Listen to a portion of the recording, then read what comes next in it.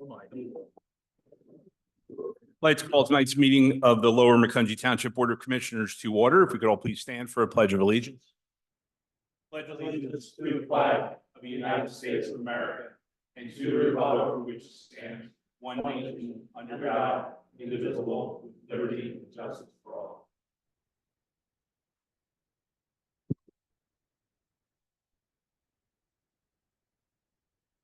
Okay, up first, item number 2, review of plan for Cove at Millbrook, 3109 Macungie Road.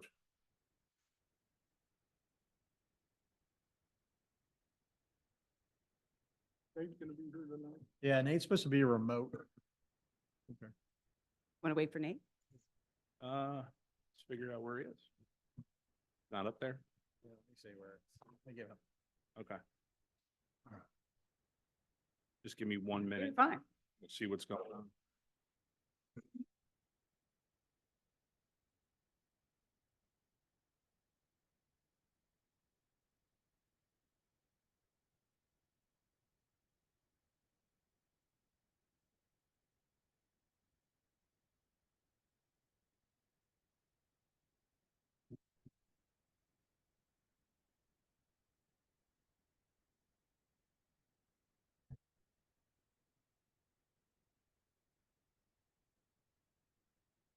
Hey, Ron.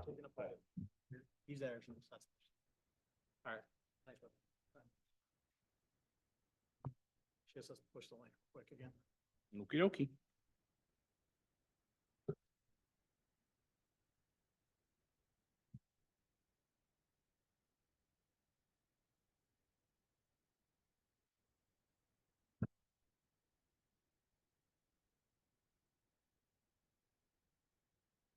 Yeah.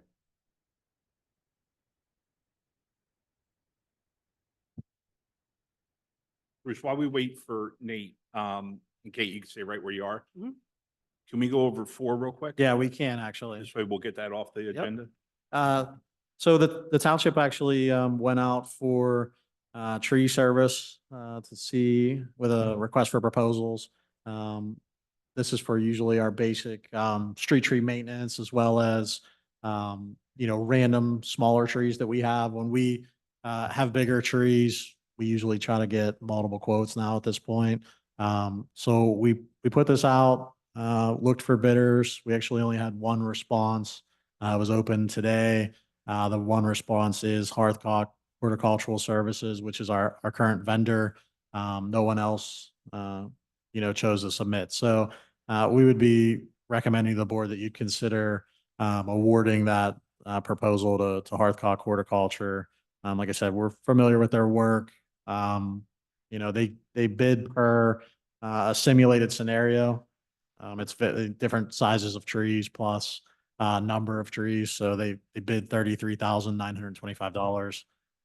We're always hoping that we get more bidders, but in this instance, we continue to get one. So I know that it was important to kind of go out and look. Just want to give that update to the board.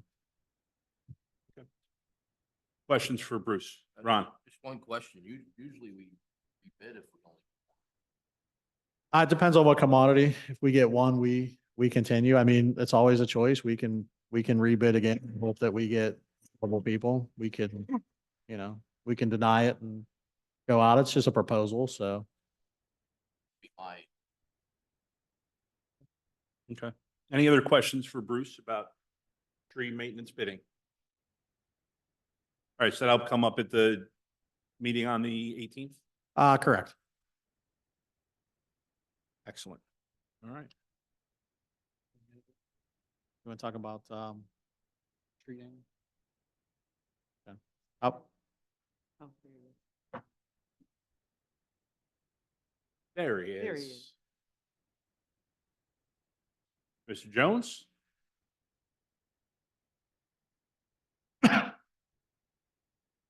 Yeah, I don't think he hears me. He's still, there he is. Now he hears me. I can't hear him though, because he's still on mute. Yeah, I was gonna He's not saying say. Yeah. I don't think you can hear him. There he is. Working, so maybe now. No. He's trying not to laugh. Smile, Nate. Oh, there you go. All right, you got me? Yeah, here's Nate. All right. Sorry about that all. Nate, you got to do the pledge first. All by yourself. All by myself? I will. No. Kidding. Okay, Nate, we got review of plan for Covent Millbrook, 3109 McCungy Road. Correct. I'm happy to give everybody an update on that and then hand things over to Kate. I know her and Andy are here this evening to speak on that matter as well. So as I'm sure everybody recalls, one of the issues that has been of great interest and concern with respect to this subdivision has been the 16 lot subdivision, for those who aren't familiar with it, has been the stormwater management proposal. To give those unfamiliar a brief update, there is no proposed basin because per the stormwater regulations and guidelines under the state for the permitting, it is possible for an applicant to essentially get the water off of a site and out of a site before the rest of the creek or the river crests in a heavy rain event. We have spent the better part of a year with the applicants and with our township engineer going over both studies, calculations, and specifics to determine the applicability and the suitability of the design that's been presented to ensure that it does not cause a problem downstream. At our last workshop, I'm sure everyone recalls, we had neighbors and abutters who had concerns about this issue, to which we have not taken that lightly by any stretch of the imagination, nor have the applicants. Again, we've spent nearly a year going over it, but we are now at a point where the applicants have requested to come before the board for consideration and direction on the plan with respect to the stormwater issue, which has been a concern for the neighbors. But I also want to bring up a couple of other items. As everyone knows, the board has considered both this road and other roads recently that need waivers if they're going to be public roads. And this road that is a loop road going through the neighborhood does need waivers.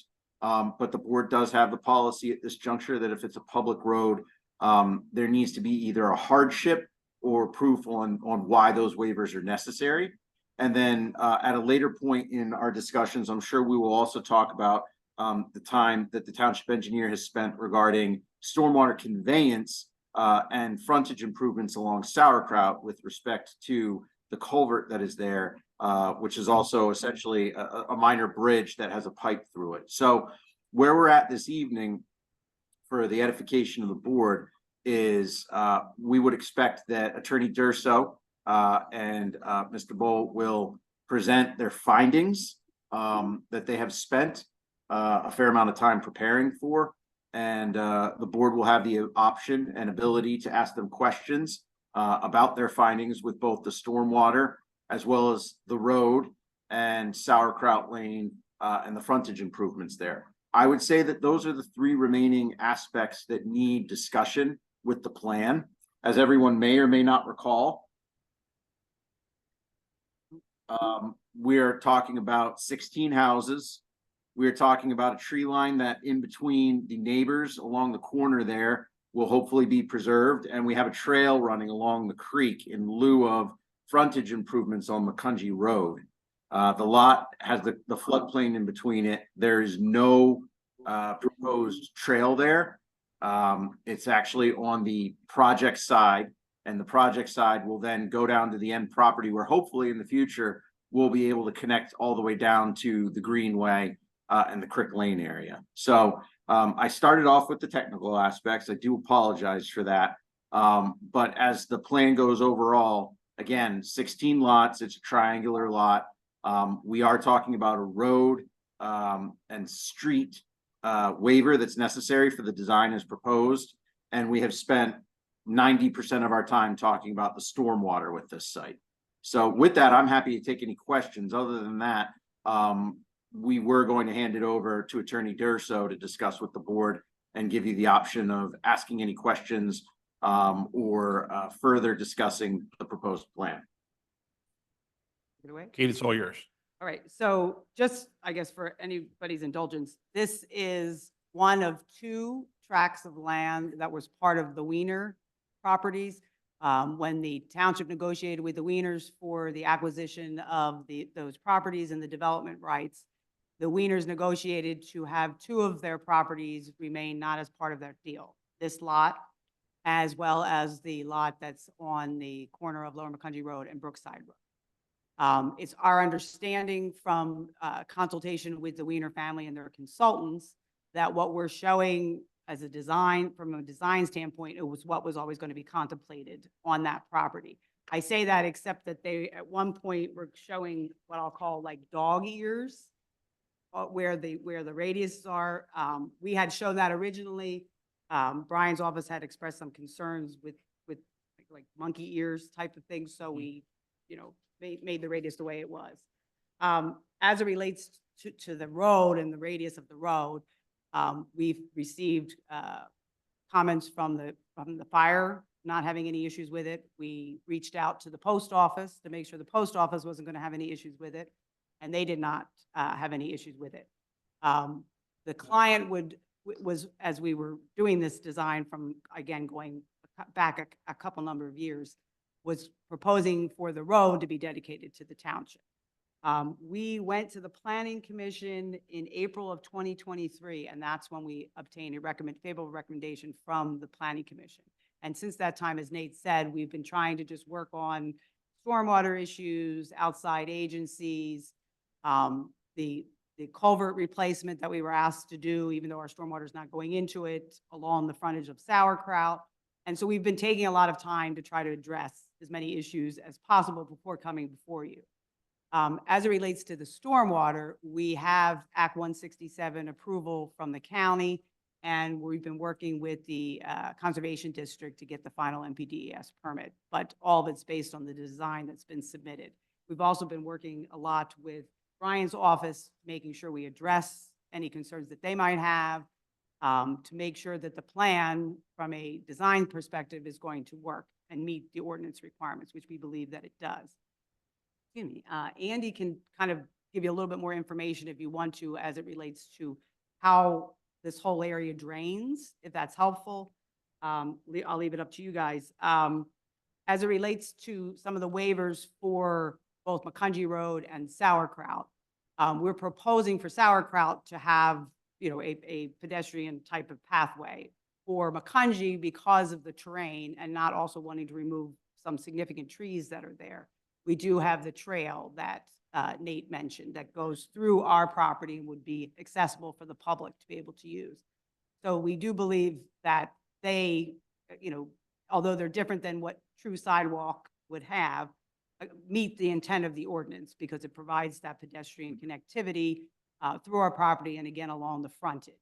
Now, when we were working with the Planning Commission as it relates to Sauerkraut, because of where that culvert is located, there was a concern with putting, the pathway that we're proposing on top of it. So our plan does show a connectivity across the way to get to the corner of McCungy Road and Sauerkraut.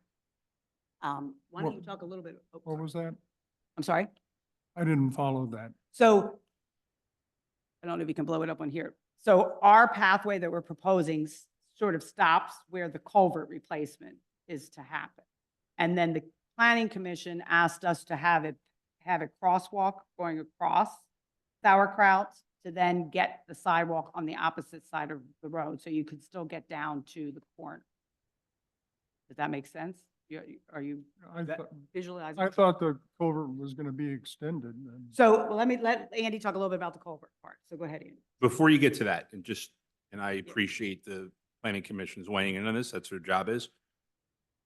Historically, the board has been very, very, very hesitant to take mid-road crossings of any kind, especially so close to the corner.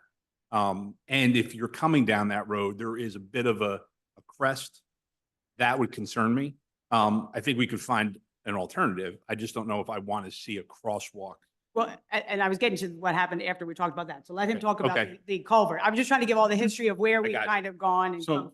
So go ahead. So the path, we extended the path all the way across now the culvert. We extended Yes, the culvert. that's what I was getting to before, sorry. We Very good. brought it back and it going across the culvert to stay with the GP 11. We brought the culvert in, put a curb in there. and made it, you know, brought it closer to the road and back out. So I didn't have to keep that culvert Gotcha. going further. And the culvert is, a number of reasons to replace it, as Brian may have reported. Number one, it's a safety. It's a safety issue. There's two abutments. I'll just say, I live in Waterfall Crossing, which is right across from, so I go by this every day.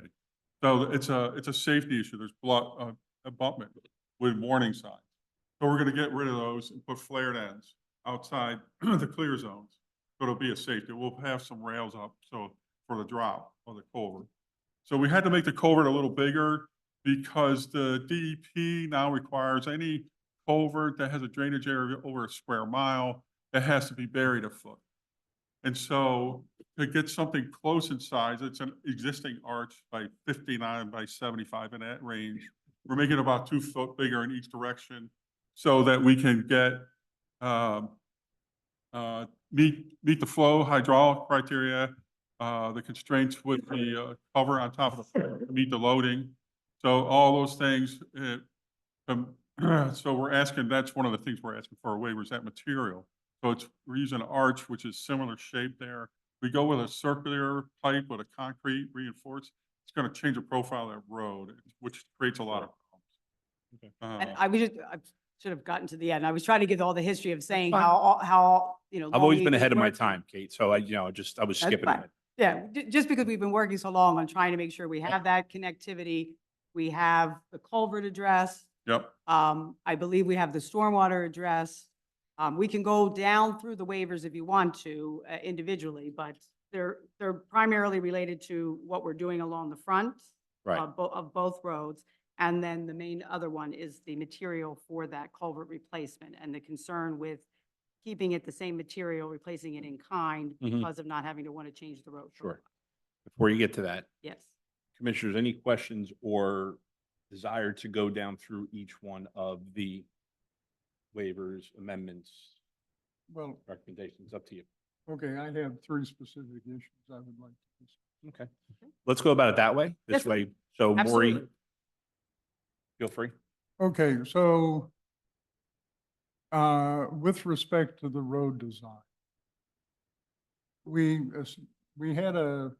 established a policy several years ago about any development with less than 40 homes that the road should be accepted as a public road because the homeowners association was too small to be able to deal with it.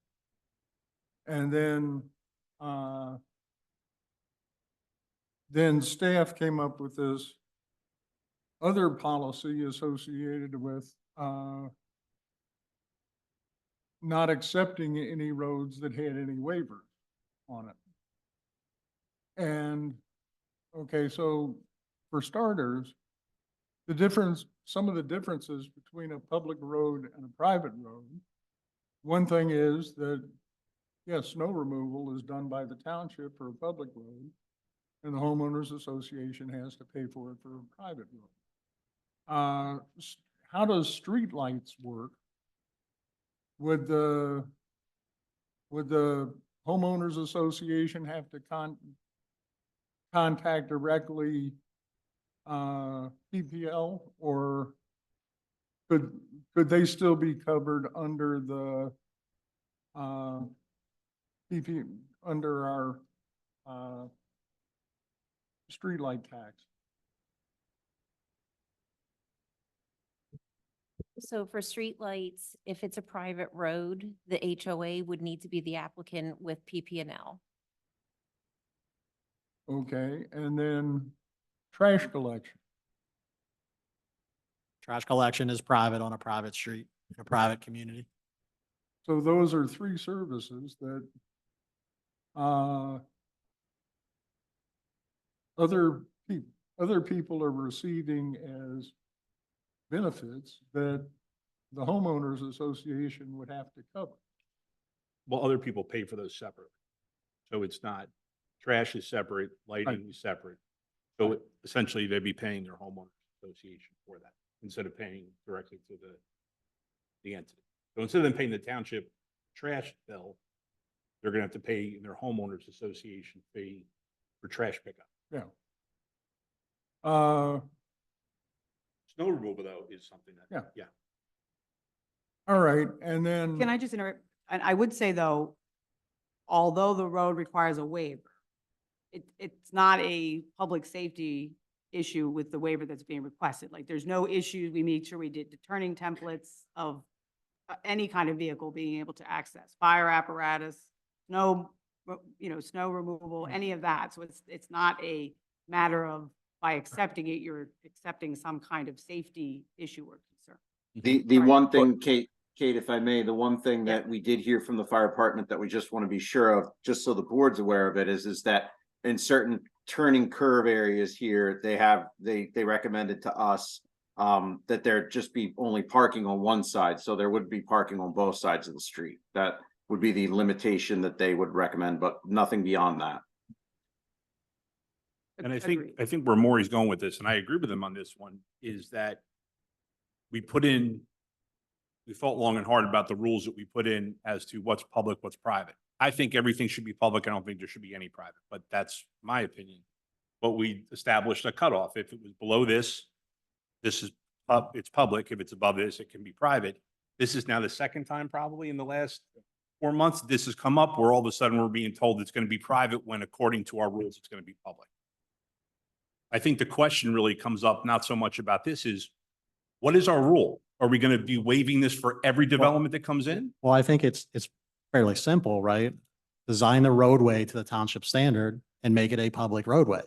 However, it seems, whether, I can't speak for the developer or what they're looking at or costs or things of that nature, but I'm sure they're designing the road to hit a pro forma for where this is. So does the township choose to let a developer accommodate a road that the township then has to take and accept and have no parking areas on one side or Right. tight places where we have to plow and allow for that? And I think if you're going to take that, take the road, make it public. If there's 16 lots there, make it compliant, right? Then the question is, because just going back to what Kate said, we're not getting a waiver for safety reasons, but the waiver is because we're not building the road to town standards so we can maximize lot usage. Yeah, that's really the only way the road can go, and like I said, Well, it's the only way the road can go with 16 houses. well, it's even less houses than what was contemplated when the Wiener family was going to, it's not something different than what was talked about. I know not everybody was No, but- around then. But a lot of the rules have changed since then. So it's the thing is, as the town has evolved, so have some of our policies and rules. I think what we're looking at is, I know I don't want to go down a road where we've created a rule, but every time it comes up, we're just going to waive it. So then why did we create the rule? Why aren't we building to township standards for the road? My biggest fear with all of these roads is that in 6 years or 7 years, the homeowners association goes bellied up. The road needs to be replaced. Who's replacing? Township's replacing it, most likely because it's going to be given up by somebody else. Or the first time it snows and the contracted snow removal company doesn't come, our staff gets the phone call saying, why is my road been plowed? To which we inform them that you live on a private road. And they're like, I live on what? Because that happens all the time. No, I understood. So I think that's the concern with that. I'm not saying it's a concern that's going to stop what's going on here, but I think it's more of it's a communication gap between what we've put in as a policy versus then what we're negotiating with developers down the line from a staff perspective. And I'm not blaming staff for this. I'm just saying we're trying to find the best Well, possible outcome. sure. And I think we try to give you, not to interrupt you, but we try to give you the best purview. So in 20 years, when we have to have a no parking zone and then we need code people to go write Mhm. parking tickets. And, I come around the bend there and I can't plow snow because people are parked on the Right. street. The expectation is that's why you set the standard of roadway construction, then to walk that back, that's Yeah. the part on the operation side. I'll give you for instance here, because I've actually said this a few times now about this project. When the neighbors have come to complain to us about, water runoff and where the water's going to go, my response to them has said, I haven't seen the plan. I can't comment on something I haven't seen. So now the first time this is coming to the board, it's coming with a negotiated arrangement to not have a road built to township specification. So it's been predetermined before we really have a say in it. I mean, I know that the planning commission saw it. And again, they're a recommending body, but it gets here for the first I time understand. and it's violating our policy without us ever having a chance to determine whether they want to violate. it. And that's, I think, a staff thing, which is fine. And our staff does a great job of trying to make the best out of every situation. I think we have to look at it long-term because if we're going to have a policy, it should be followed some of the time and not just negotiated out before we even get to the point where we have to approve it. Well, and furthermore, okay, presumably, in most cases, the reason the township wouldn't accept the road is because of health, safety, and welfare reasons. And so why should the commissioners approve a waiver that doesn't meet the health, safety, and welfare Exception. criteria? Mhm. But along this line. But it does, like, there's no public health, safety, or welfare issue with the road. Right, which means the only reason we should accept the waiver is if it's violating that part Oh, of it. understood, okay. Since it Oh, doesn't, fine, we yes. shouldn't accept the waiver. Yeah, I got you. Sorry, Marty. Okay, so Brian, if those were T intersections, they would be fine, right? Yes. Okay, so if they were L intersections, would they be fine? Yes. So why not? Okay, so the curve is probably preferred to an L intersection, but if two L intersections handle it by just having 90-degree turns at the two corners, why not do that? Then you don't need a waiver and it can be public. Well, I would say without having done any kind of layout, layout to see exactly how something like that would play out. The layout, regardless of a bunch of 90-degree turns or a series of curves, would still have to have the turning templates provided to make sure that larger vehicles can navigate, okay?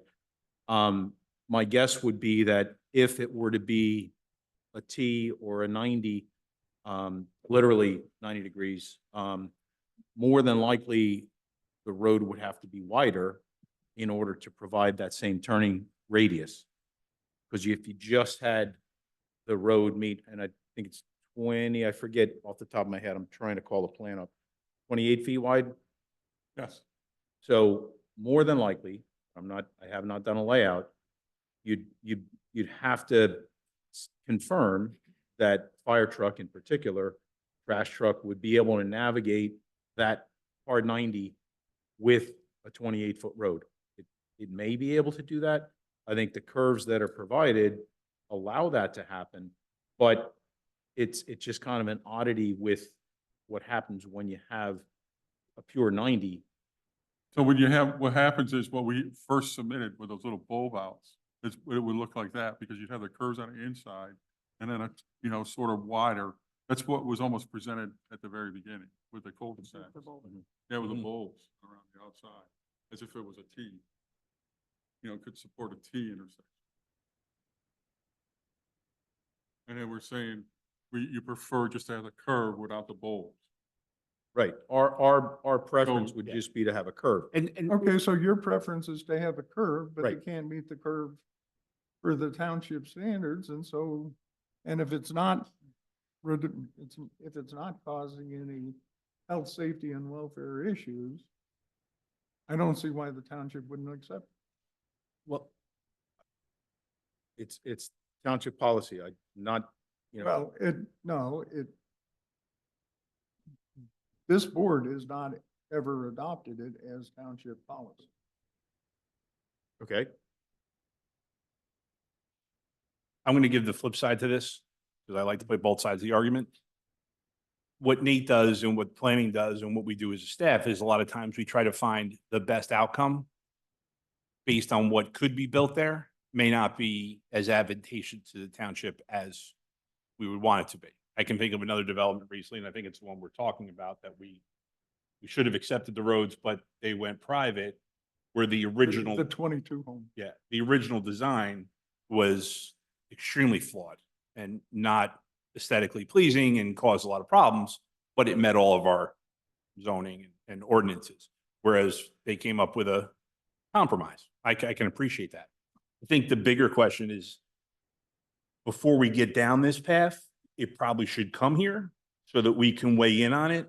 You know, I think the planning commission is important to a point, but again, they're a recommending body and we could ignore them if we wanted to. You know, it's possible. They could render no decision and still come here. I think when we're talking about this, before we get way down the road, we should probably at least have some insight. I think that's You a know, good, I think, Commissioner, if I can, oh, go ahead. go ahead, Nate. Go ahead. No, good, Nate. I was just gonna say, so one of the things that we've batted around internally with respect to this concept of continued and historical requested for waivers, be they waivers for basin design or roads, is that the township has a history of accepting waivers with projects and in the lens that you said, and trying to make the best project possible or to avoid something that would be unpalatable as a final product. And, you know, there's a good 15, 20-year history of that. But one thing that we've talked about internally that I think, you know, would be a good way to look at things moving forward is similar to almost like a zoning situation where a waiver of our saldo requirements should present some sort of hardship as opposed to just because. And if there's a reason, be it stormwater related, grading, natural grading of the site, the way a site is naturally laid out, where you can, you know, present some sort of a hardship on why a waiver would be necessary, on why a basin has to be built a certain way, or why a road has to be built a certain way, then that could be something that we can bring at the staff level to the planning commission and to the board with greater clarity about why it's being proposed, as opposed to a situation where a waiver is being requested to make this particular layout work, and that's the reason why. So I would say, you know, moving forward with any new application, that's how we're looking at items with all subject applications. But this project has been in front of us since 2022, and it's been making its way through a fairly long stormwater review based off of concerns from abutters. And, you know, now we do have this policy that's in place based off of some prior projects. And now we should probably figure out exactly how we wish to proceed with it. And, you know, to take it under that vein, the question is as proposed, with the road as proposed and the waivers that are requested there, is there a hardship about why it needs to be that way? And because that's kind of the question we're asking ourselves now internally moving forward. Well, and I think, you know, I take this project, and not to talk specifically about this project, but I think, you know, hearing this feedback is always good for us because, you know, what we like to convey, or like I do, no offense to the developer, bring us a project that meets township requirements.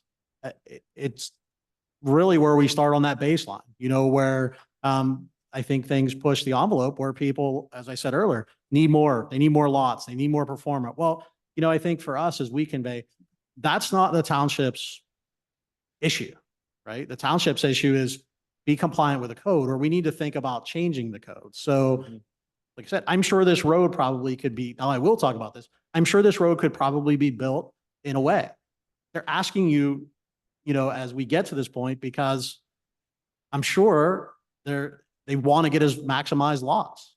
So, you know, that's why all these waiver requests come, you know, if you go to the base minimum, I think that's what we try to pitch, and we should continue to pitch. You know, I appreciate that they want to come to the board and ask to consider a waiver or things of that nature, but, you know, also at the point, get a plan that's compliant. So, Can I just say something though? Because of this whole policy issue, Yeah. because the policy issue changes as you go Yep. along. You had a different policy when we submitted this application. Mhm. Tuscas's project that's down the street Yep. had 3 different policies that it went through the Mhm. approval process, and ultimately was approved with like a hybrid approach. So with all due respect, you can't change the policy also as the project is going through. When this True. project was submitted, the policy was, we were told specifically that the policy was, if it was less than 40 lots, the township was going to accept the road. We were told that. And so you're changing the policy as you go along. Now, if it was an ordinance change, you wouldn't be allowed to change Right. it and apply it, but you're changing the policy as you go along. The same thing happened with Millbrook, like Sure. multiple times. but respectfully, I don't think we're changing the policy. make it compliant. Yeah. Everybody's saying as a staff, make it a public road. It's under 40 houses. We continue to say that. Just like the other one, they chose that 22 lots wasn't enough, or they needed 22. That's great. Put no waivers in there. I would recommend to the board, take a roadway under 40 that meets our policy, that's consistent, and that's consistent. We would continue to support that. We would put that on, and I would tell you, they have met all the requirements. It's under 40 lots. It should be a public street. And Kate, I apologize because I'm using this as kind of like a masterclass in what we do good and do bad. It's really not your problem. It's not the builder's problem. I think one of the things you reference there is something that happens. A different board now than was in when the Tuscus plan was approved. And that was a board very driven on, we want private roads and private ownership because of costs.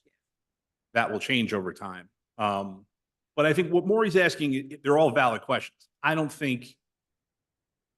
in my mind, and I'm not going to speak for anybody else, it doesn't change this project or what we're thinking right now. I think we just need to be more disciplined moving forward. The other part is, I love hearing from everybody all the time how hard it is to develop in Lower Macungie Township, when it seems like we give waivers to everybody. So I don't know how hard it can be because it seems to work for everybody in the long run. But you know, Well, yes, it's difficult. We want it to be difficult and get a good project, but it's not impossible. We seem to figure it out. It just takes a long time. true, but I also think some projects get more waivers than others. Absolutely. Or not a hardship. either, Absolutely. Right? So if you're going to take that hardship line, I don't Agreed. think you're going to have anybody having the ability to have, Yeah. you know. Now, I will say though, about the road, you know, if it's a matter of getting the waiver and it being owned by the HOA, we'd rather get the waiver and have it be owned by the HOA. I mean, if that's what the issue is that the township doesn't want to own it because it has the waiver. Right. We would Well, prefer not have to redesign it. No, And if we have fully to have the HOA own it, I mean, The thing is, the way it's presented is a waiver and an HOA ownership. That's the way it's Okay. being presented to us. Okay. That's how we're going to vote on it. okay. It may pass 3-2, it may pass 4-1. That's the way it's presented. We're at the point now where It's not the opposite. I thought we were going down the path of well, no listen, waiver, no plan. I think the way that happens is if it comes before us and for some reason we say, no, we won't approve the waiver, we don't do that at this meeting. This is really No, I for understand. this. To me, that's the only way I see that happening. Based on history, I can't imagine that, but Okay. I can't promise. That makes sense. Okay. Yeah, yeah. And I'm just being like, Yeah. our main concern Understood. is moving the project forward. However, we can do that. Okay, Any other questions, Commissioner Robert? yes. Brian's letter, item 16E. Really remember my phone number. He knows it's I was gonna 16E from the say. letter.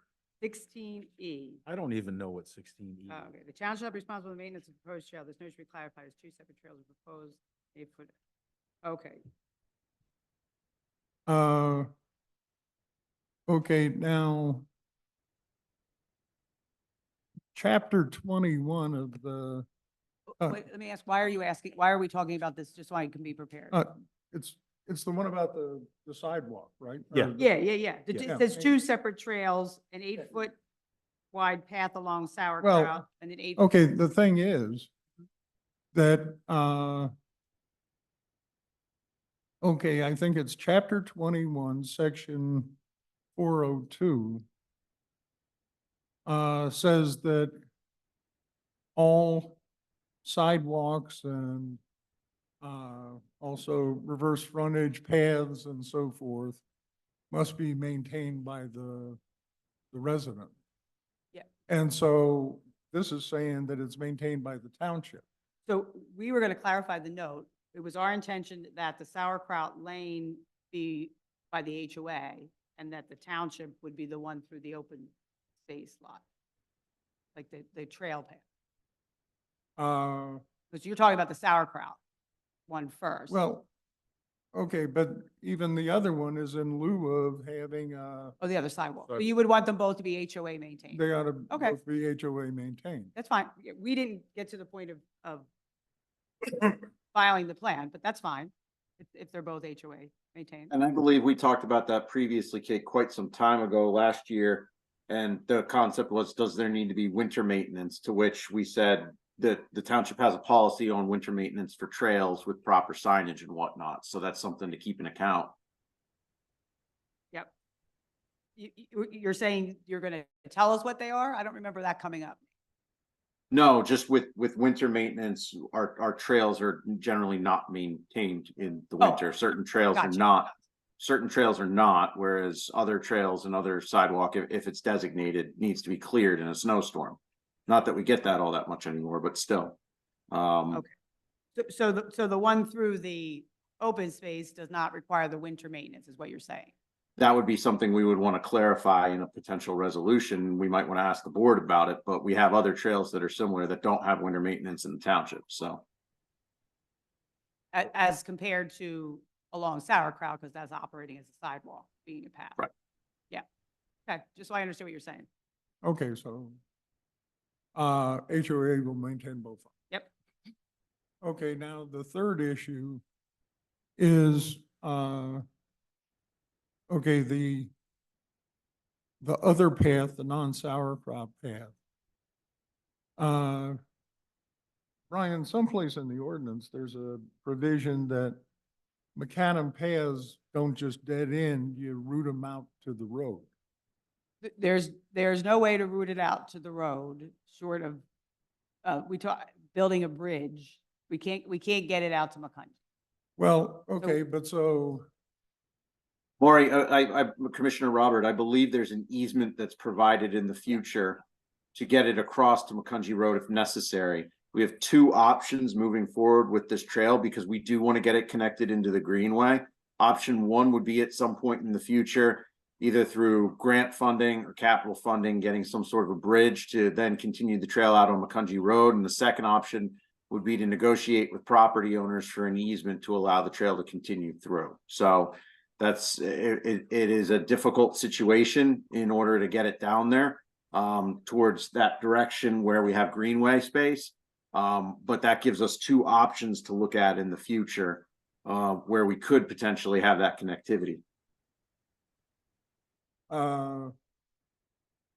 and I don't understand why it falls on the township to have the path go back to Macungie Road, since that's what we require on all of the bike paths. That they, if it dead ends, then you'd go back to you provide a path back to the road. We were offering to bring it to through the site with the easement to get to Macungie Road. And then we agreed to do the off-site improvements of the culvert, which we're not feeding into. Right. Fix that culvert. So we believe that the cost associated with the culvert work that we have to do is part of what we're proposing, because we wouldn't otherwise have to fix that culvert. Okay. Those are my three issues. Commissioner Plyler. In regards to the road, this is presented as a private road. Correct. So then the question about SAP policy, no waivers for private, Well, don't apply. it does. It's a private road with a waiver. They're asking for a waiver because of the size of the road and would own it by the homeowner association. Technically, under development by policy, it should be built to township standards and be owned by the township because it's less than 40 homes. I think it's a problem in the future. Have to take it over. Mhm. Take it substandard road to our requirements. Well, almost every private road that we've approved in the last 11 years is not to our standards. Looked at, hit me for this one, Yeah, because you keep, could happen. in the Sure. future. stuck with it. Mhm. So, and then the hardship keeps coming up. What is the hardship? The hardship is that the property the development of the property as proposed necessitates the road to be that way. We are aligning so that the one road access point aligns with the access across the road, across Sauerkraut, and then having it come back out onto Sauerkraut as opposed to having it be a cul-de-sac. So there's no way to design that without. It's an 85-foot radius now, right? Correct. Yeah. And it's supposed to be 300? 200. 200. 200. 200. Can I ask, So that Yeah, would take out hypothetical. 4 lots. well, Be 2 lots less to get that. Oh, way more. Way more than that. Oh, way more. Andy, any chance you guys did a sketch showing full compliance? Because the thought, as you can tell, is probably lose a couple of lots. The shape of the parcel is such that right now, and correct me if I'm wrong, the required tangent distance is provided. The center line curve is 85 feet instead of 200, Correct. okay? And in looking at this, we certainly would want you to line up one of the accesses with waterfall, right? So that's not kind of, that is locked in.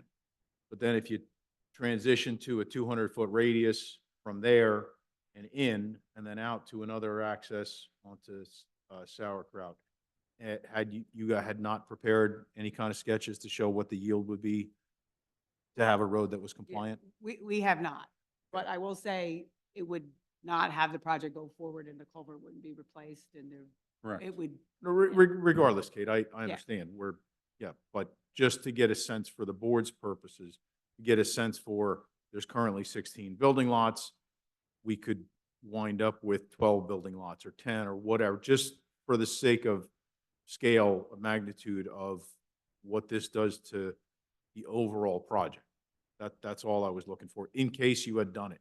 Because when it was discussed at the planning commission, it was understood, all right, they're going to need waivers. The board doesn't have to grant them, but it's their right to ask for the waivers.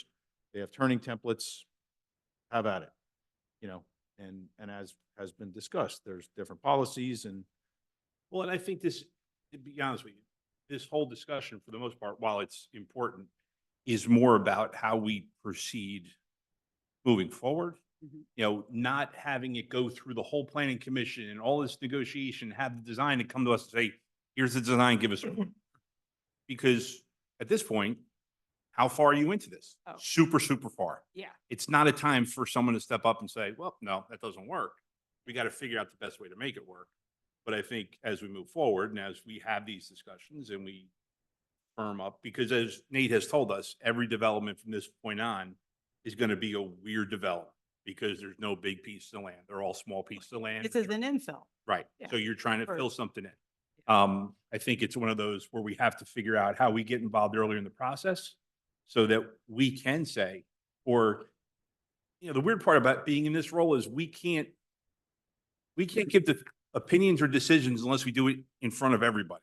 So it's not like we can sit in the back room and say, yeah, do this, do that, or else we're violating the law. So if we're not getting involved sooner, we're going to run into these problems almost with every single development forward. Now, other municipalities, since we're talking about it.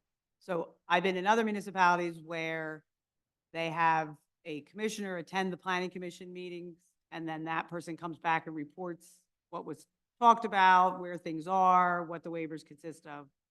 I've been in other ones where you go and talk about the waivers way earlier in the Mhm. process. Either there's like a planning and zoning committee or something like that, and you talk about the waivers there.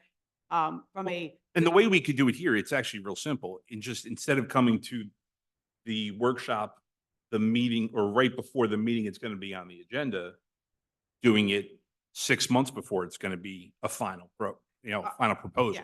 Yeah, I mean, normally we would have gone right after the planning Yeah. commission, but we were asked to do, I understand. yeah. Yeah. Yeah, and I don't disagree with you, because it's very frustrating Sure. for the developer and developers council when it's like, okay, now we're all the way down with the conservation district, we've accounted Understood. for all this stormwater and, yeah. We haven't talked So about Kate, stormwater. how is it you end up being involved in all of these decision-making processes?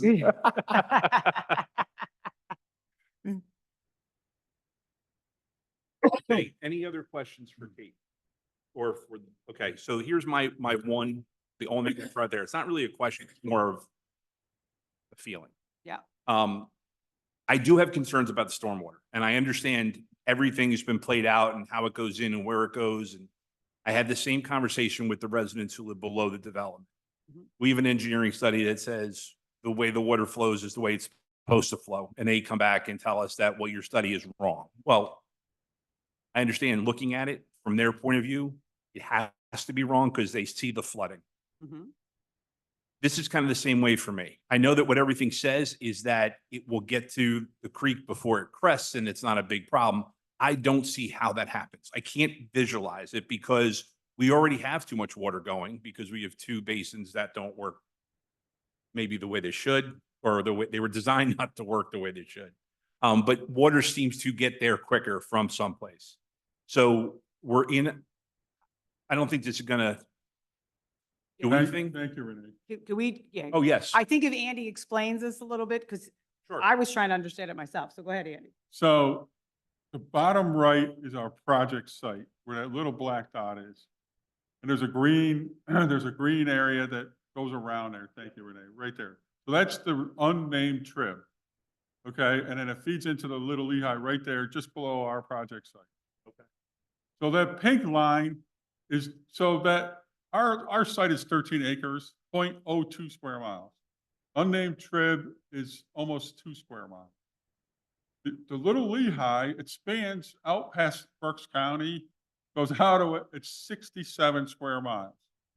So that, I thought I'd show this to the board, just to, so you get, so that's what comes through and floods these neighbors. It's that big flow that runs off from the Little Lehigh. That unnamed trib, we want that water to go through and get out before that Little Lehigh watershed comes through.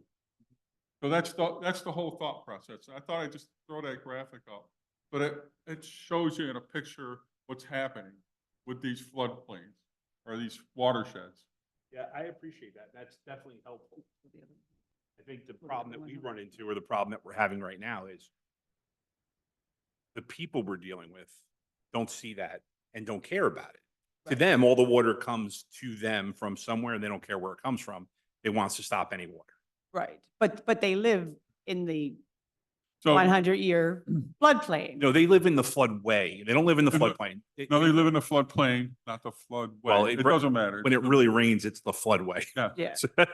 So, I know what you're saying. Yeah. Yes. so you mentioned this before where, these people, the engineer doesn't see, I've lived there since 1993. I've gone over that bridge almost every day of my life since I've lived there. So I've observed what I'm showing on here, and I've observed what these Yeah. floods do. And I'm 100% what we're doing. No, I agree with you. I've lived here So- for 20 years and I've seen that bridge underwater every time it rains, no matter how big the storm, Yep. how little the storm. It is what it is. Yes. And I feel bad for the people who bought houses there more recently, either Right. sight unseen or not knowing what they're getting into. Now, the houses are 100 years old, so there's some mystique to that, but you also have water encroaching on your property every time there's like a heavy humidity day. I mean, it's that bad. Plus, it's the lowest point of everything around, so it just gets that bad. It's just when we're sitting up here and we have to deal with both sides of it, it's weighing out Understood, yeah. what's fair and what's not fair, and how do you explain it? So I'm not saying there's anything wrong with the design. It's hard for me to grasp that taking a field that's that close to where there's a flooding problem and building houses with no detention basin doesn't exacerbate the problem. Can you explain how? I believe that it does. I believe you, and just like I believe Brian when he shows us his report. It doesn't seem to make sense to me because I'm not an engineer. I'm not a scientist. I don't get that part of it. So I'll try to explain it in layman's terms as best I can. So when a drop of water hits that unnamed tributary at the top of the Mhm. watershed, it comes down through, it gets there, say, in 24 hours. Okay, so our site gets there in 5 minutes. So our site goes through before that peak. Where everything else gets there. From the unnamed trip. Now, when I compare that unnamed trip to the big watershed, it could be a couple, 3 or 4 days. Mhm. So we want those peaks to get through the Little Lehigh, so we're not exacerbating the peak from the big watershed. So Understood. that's the thought behind provisional no detention.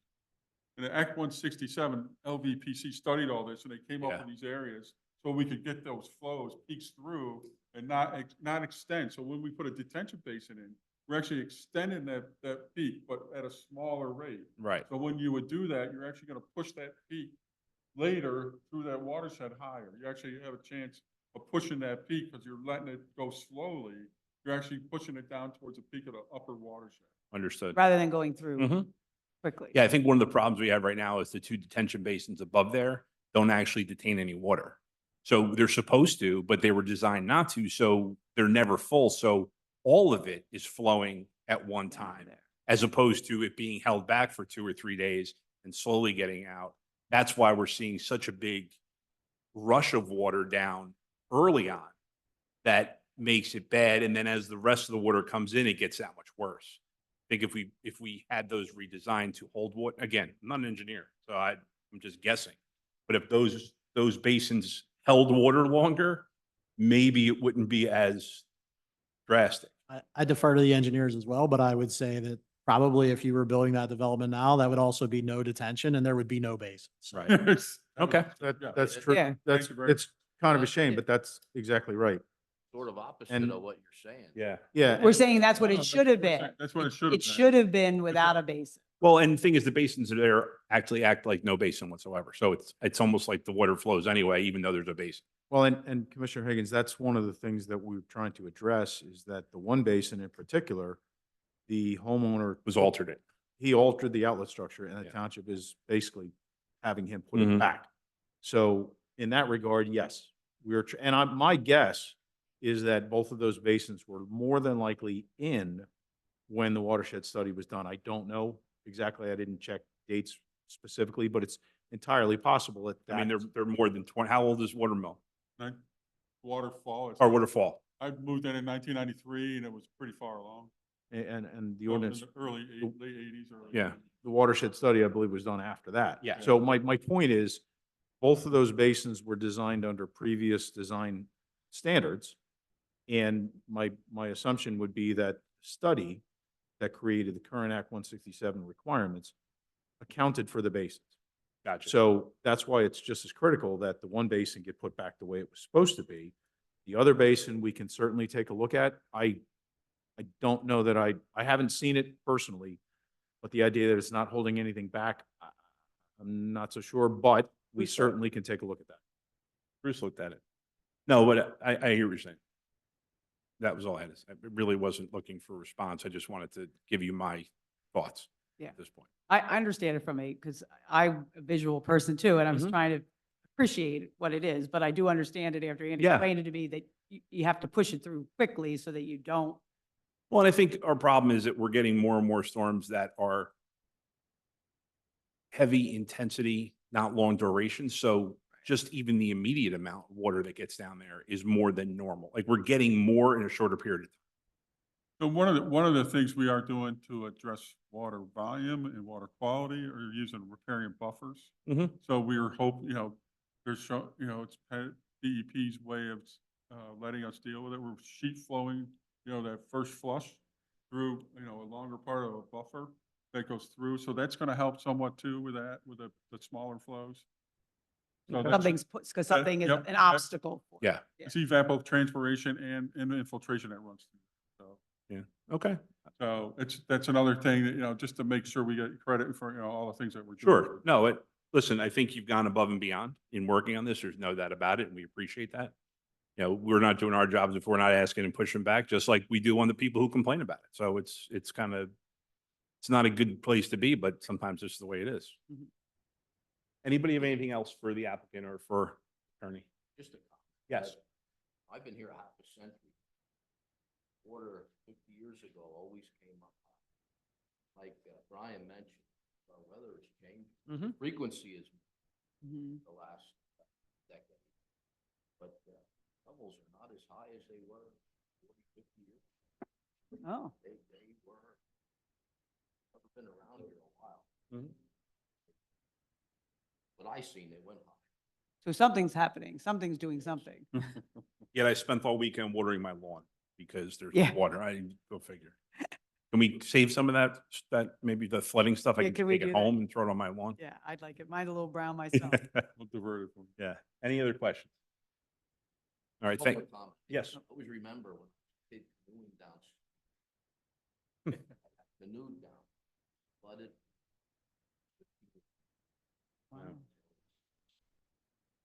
Well, as a side note, I was in a section of Germany that was built, that was there when Napoleon actually inhabited the area, and he didn't like it that there were no sewers, so he had sewers put in. This is like a long, long time ago, and I said, I have sections of my town that don't have sewers in it yet. Yeah. I'm like, go figure, but they got them in Germany in like 1200, so, you know, it's a weird world. It is a weird one. Yeah. Thank you We very didn't much. have any rain there to know whether it was working or not. True, that is true. It rained, it actually rained one morning and I had my doors to my room open to the outside. It almost scared the living daylights out of me because it came down really hard, really fast. Thank you very much. Thank you. Yeah, go ahead. Thank you. Okay. Item number 3, review of resolution and plan for Lehigh Valley Town Center, 361 Shantz Road and 4511 Cedarbrook Road. Mr. Jones, is this you as well? Yes, it is, sir. Okay, so I think the first thing that I need to clarify for anybody watching or listening, or for the board to know here is the plan that's in front of you is the basin and the road that is going to serve the Topgolf, which has already been approved by the board. Topgolf was a standalone land development. This is the frontage road and the access road for the Topgolf and the basin that's going to serve it. This is also the main road that you're seeing where Renee is scrolling through right now is the spine road that is going to serve the rest of the Lehigh Valley Town Center development when the time comes. But right now, the focus is primarily on getting the anchor user, Topgolf, their necessary stormwater management and road access, as well as subdivision to create the lot for Topgolf to live on. So there are no, at this time, there are no additional users that we are seeing on this plan that are coming in along this road, but we have been told by the applicants that in the coming months, we can expect to see some other ones that will be using this road as well for their frontage. So those would be smaller users that would be the beginning phases of the rest of the development. But again, tonight's discussion truly is about the road, the basin that are going to serve Topgolf and getting them out to the bypass. Now, I think it's important to note that as we've discussed in the past, there's a lot of phases to this potential development. And as I said back when we were contemplating the zone modification here to allow for a mixed use development, that the infrastructure of the area is going to dictate the intensity of use and size of this development. And the reason I bring that up is because right now the applicants have sign off from PennDOT for their access road to begin construction. That would allow them to get back there to do their basin. That would allow them to get in and start to build the spine road. They have a major plan that shows the full build out that is currently being reviewed by PennDOT. We are not 100% sure whether PennDOT is going to give a final okay to that. If it needs modification, they're going to come back with a modification of plan to the Planning Commission and the board based off of what PennDOT tells them they need to do to be able to build this road to have the whole Lehigh Valley Town Center project get built out. But right now, what you see in front of you is the major final version that comes out to the bypass that is proposed to PennDOT, that has been reviewed by the township engineer and the township traffic engineer, as well as access off of Cedarbrook Road for them to get started, and would essentially have a PennDOT approval for that to be able to get back there to do their basin and their road. So that sets the table about where everything stands. We're looking forward to, and obviously we're very excited to see the future phases of the rest of the project that include the mixed use structures, the apartments, the hotel, so on and so forth. But right now we need to focus primarily on the anchor tenant, which is Topgolf, which is what this plan does, and also consider what could happen in the future in terms of further negotiations or regulatory requirements by PennDOT to allow them to get their traffic access. Because I think it's important to note that this project, it's absolutely necessary that the traffic work in the area. We've obviously heard concerns from residents, both in our township and outside of our township on that. And again, between township review and PennDOT review, nothing can really go forward until we're 100% sure that the traffic works. So again, this is good. Actually, this is probably highest and best use planning for this site, to have a mixed use development right at a highway interchange, to put in housing units that are sorely needed region wide, even though Lower Macungie Township continues to do its part in providing housing for the Lehigh Valley, near infrastructure. But this is just the first step that's before you tonight. We have a long way to go with other steps. I think it's also important to note that from the landscaping perspective, the Sycamore / London Plain Colonnade is going up and down that spine road as originally proposed, which is something from an aesthetic standpoint everyone was excited about, since we have that on Hamilton right now. The basins are going to be fully naturalized with aesthetic components, with flowering plant material, shrubs and trees, and also meeting their requirements of their NPDES permit under our ordinances and obviously the county and DEP ordinances. But also it should be noted that this project too is asking for a waiver for the roads. And the waiver for the roads is actually down in the southeast corner of the lot, where Service Road number 2 and the existing Cedar Brook Road will come in and meet this spine road. And it has to do with a similar curvature of the road. And under the lens that we just talked about with the last project, we internally, through the township engineer, legal, with the planning commission, asked, is there a hardship here on why they can't meet the curvature of the roads? And in this particular case, it's safe to say that there is, because there is a cemetery that is several hundred years old right at the corner. And we obviously don't want to impact any consecrated ground to build a new road. So that being said, that layout could potentially change as PennDOT continues their review on the project. But I wanted to make the board aware that yes, a waiver is requested here. And yes, we've looked at it under the, is there a hardship here? And that was also brought to the planning commission. And everybody more or less understood that we have graves that go back to the 1800s there that will be in the proximity of where road construction would be.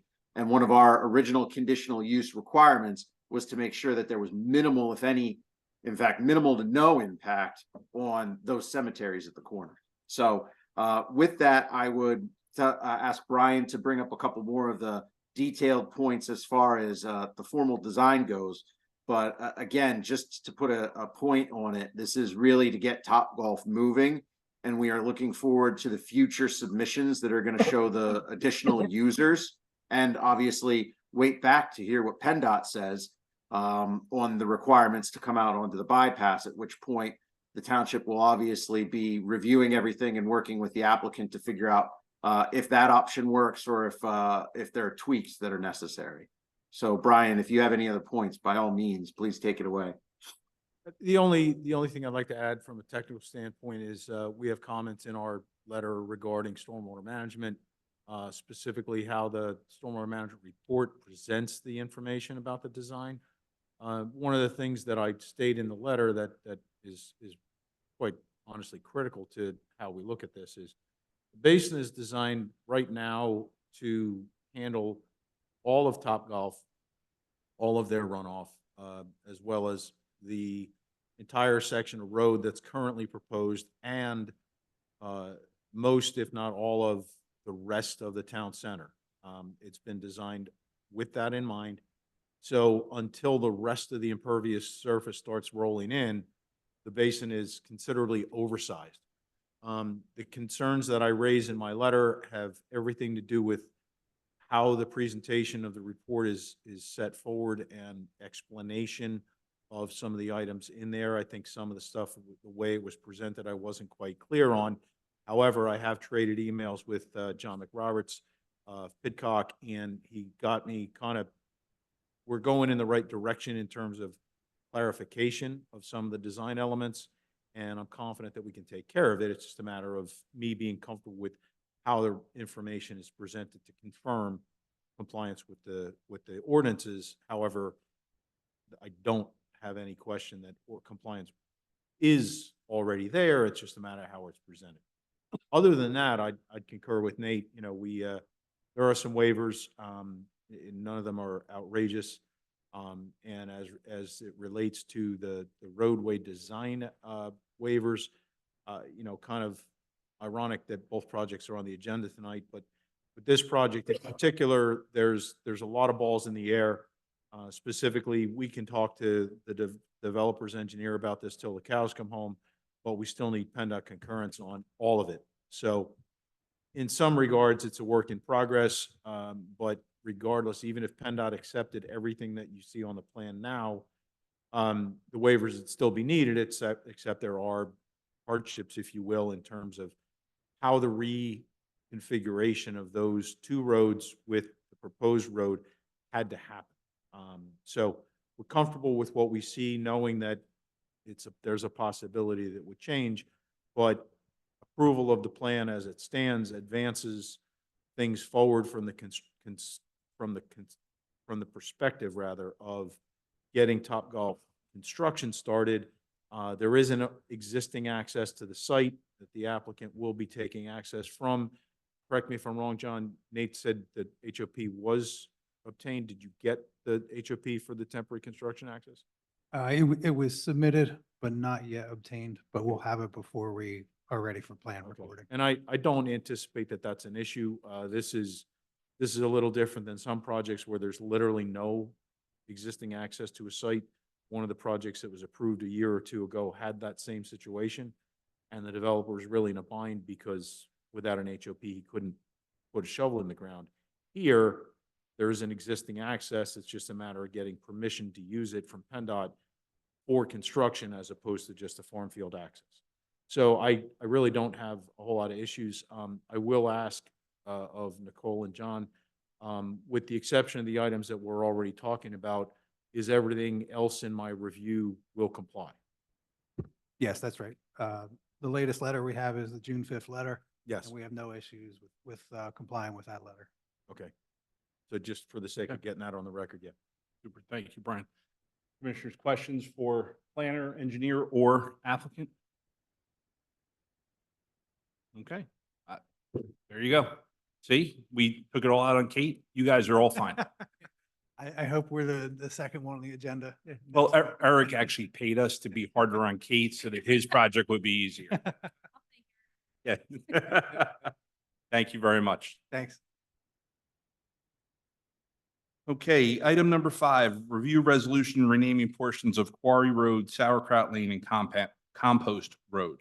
All right, so I'll start with the intro. Nate can jump in where he needs to. So the reason we're bringing this before the board, of course, with the completion of certain segments of Sauerkraut Lane, it's necessary that we readdress a few properties that used to have Quarry Lane addresses that are now fronting Sauerkraut Lane. This would be Avery Quinn Building in that area at the Township Park, which now is on Sauerkraut and not Quarry. So wanted to make sure the board was okay with the numbering sequence for there. Also to put in front of you, we're looking for ideas for the Compost Center roadway. There's no idea. We've heard Pork Lane. We already know what the name of the street is. gonna be. We've heard Pork Lane. Didn't know if you wanted to name it or consider it something else. How could it not be the corner of Pork and Sauerkraut around here? I mean, just alone for the pleasure of it. So, I mean, that's before you, if that's what you'd like to choose to name that component. Nathan did actually work very hard on looking at the components of the warehouses along Quarry Road between Albertus Road and the park, as well as the residents up near 100 on what will be the cul-de-sac side of that roadway. Just something to consider. And, you know, we've talked internally and would really like to get some board feedback. You know, always concerns. Well, the feedback number 1 on the Compost Center Road, which it sounds like we're good to go. Well, I mean, that's my preference, Yeah. but does anybody else have an issue with that? I mean, there literally are no addresses on that except for the compost. correct? Part of lot 12, that warehouse, will have a couple entrances there. So, but for It's the not most their part, actual address. Their actual what- address is a sauerkraut address because it Sauerkraut. was assigned, when the road got started, years ago. So, that would be the first item. The second item I would just ask for the board's feedback on, and just, addressing and things of those nature where I spent a lot of time in my background doing that, history side of it. Just want to see what your thoughts are on the segment of Quarry Lane, where the residents currently are. Of course, it's always difficult to have to change your address and everything with that. If it's the will of the board to, keep that as Quarry Lane, and rename a section or the roadway from Sauerkraut now at the railroad tracks to Albertus Road, a different name, in that side of it so that there's no confusion. And unfortunately, the businesses would have to change that component of their addressing. But, how do you feel about, Nathan has proposed, a segment of Quarry, North Quarry and Quarry, S Quarry. So you're going to have to change all of your documents as a resident. So, wasn't sure what your thoughts were of that and inconveniencing potentially residents that way, as opposed to inconveniencing businesses, which could be significant as well. I just worry that we have confusion now with a North Quarry, a South Quarry. Someone calls in an emergency, says, I'm on Quarry Road. There's confusion. So just putting that out there, to kind of get some feedback.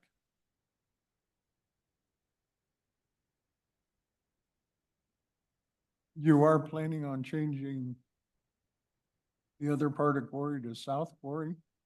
I would say, me personally, I would recommend that does not, I would keep the same numerical addresses there. I would have no confusion. I would suggest a totally different street name. Just for the simple fact of you do not want to have it that close. You could have it as South Quarry. One is Quarry, one is South Quarry. You probably should have north, south if you're going to do that. You know, Less would be impacted if we made a north. correct. However, your residents would be upset with you at that point then, and Yeah. businesses would be upset with you on the, Yeah. or leaving a quarry. They would potentially be upset.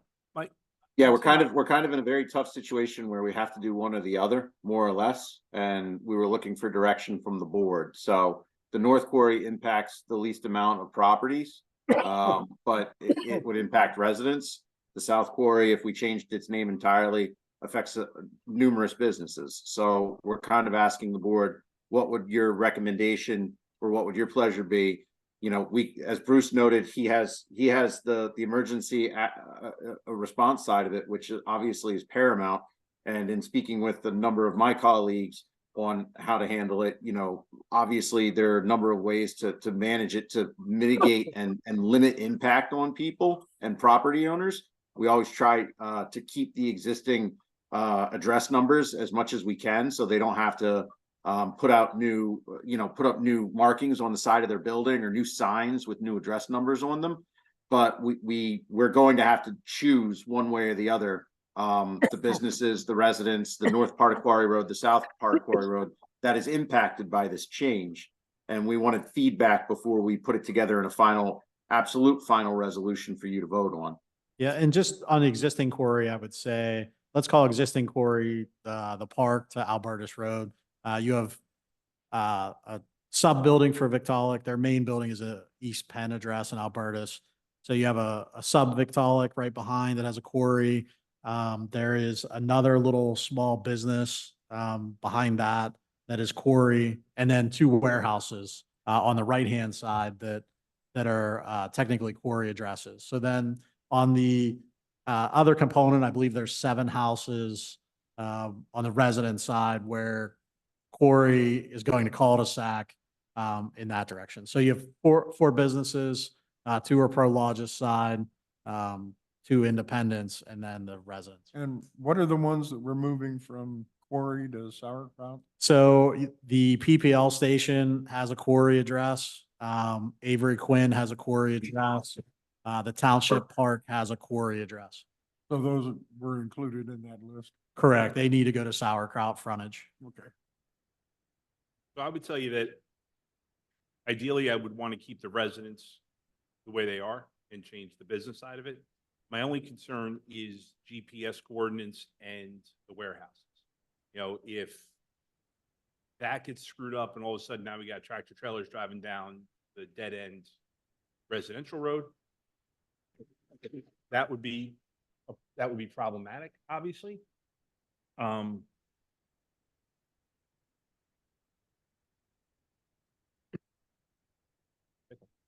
So I don't know. Sounds like, to me anyway, the north-south thing is probably the best option. But, you know, keeping it the same but different. Then you change everybody though, right? Because everybody will have to put a N or a, N or an S, and then you change everybody. But the one thing is, I would assume, because it's all been Quarry Road, that none of the numbers of the warehouses would coincide with the numbers of houses, like street. Correct. So even if it Correct. didn't say north or south, the number would send somebody to the right place. Correct. That's probably the least interruptive for everybody. Well, and you make a valid point too, where, maybe part of it is, unfortunately for the residents, as that much might be dissatisfying, you change theirs completely and then there's no confusion. Somebody's looking for Quarry Road. There's no way that they should be up in the dead end because it's just, that part's gone now, Personally, I don't have any problem with going with, what was proposed. Well, just north.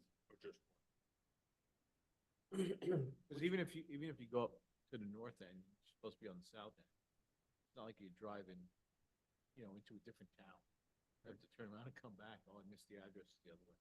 Plus, I think if you run into a huge problem, like if we do this and we figure it's a big problem, we can always change it. It's not like, we're not really changing anything. So if in a year we determine that there's too many tractor trailers going down the dead end Quarry, well, then we could change the road based on experience. Yeah. To like Muse Road or Muse. Because that's. And I'm okay with Brian getting his Fork Road or Fork Lane. Come on, how could you not? After being in Germany, I think it's very important. I'm feeling very close to my Pennsylvania Dutch neighbors. All right, so we want to north the residents, we want to change them, and we want to leave the warehouses as that. We don't want to call them South Quarry since the road splits. Just have one question.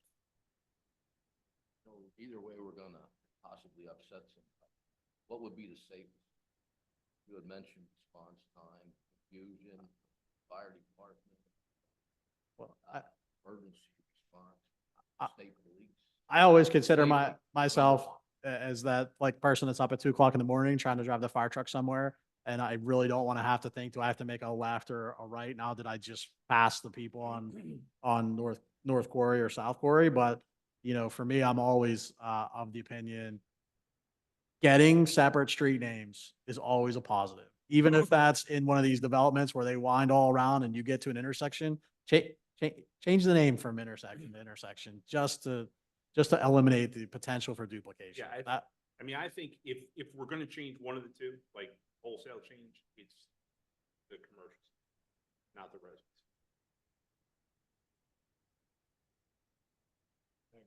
But you can't go wrong either way. I mean, you're making a north, you're making a south, you're making north and south, like you're technically naming them different, and they can give you the block number, 911 center can give you the block number.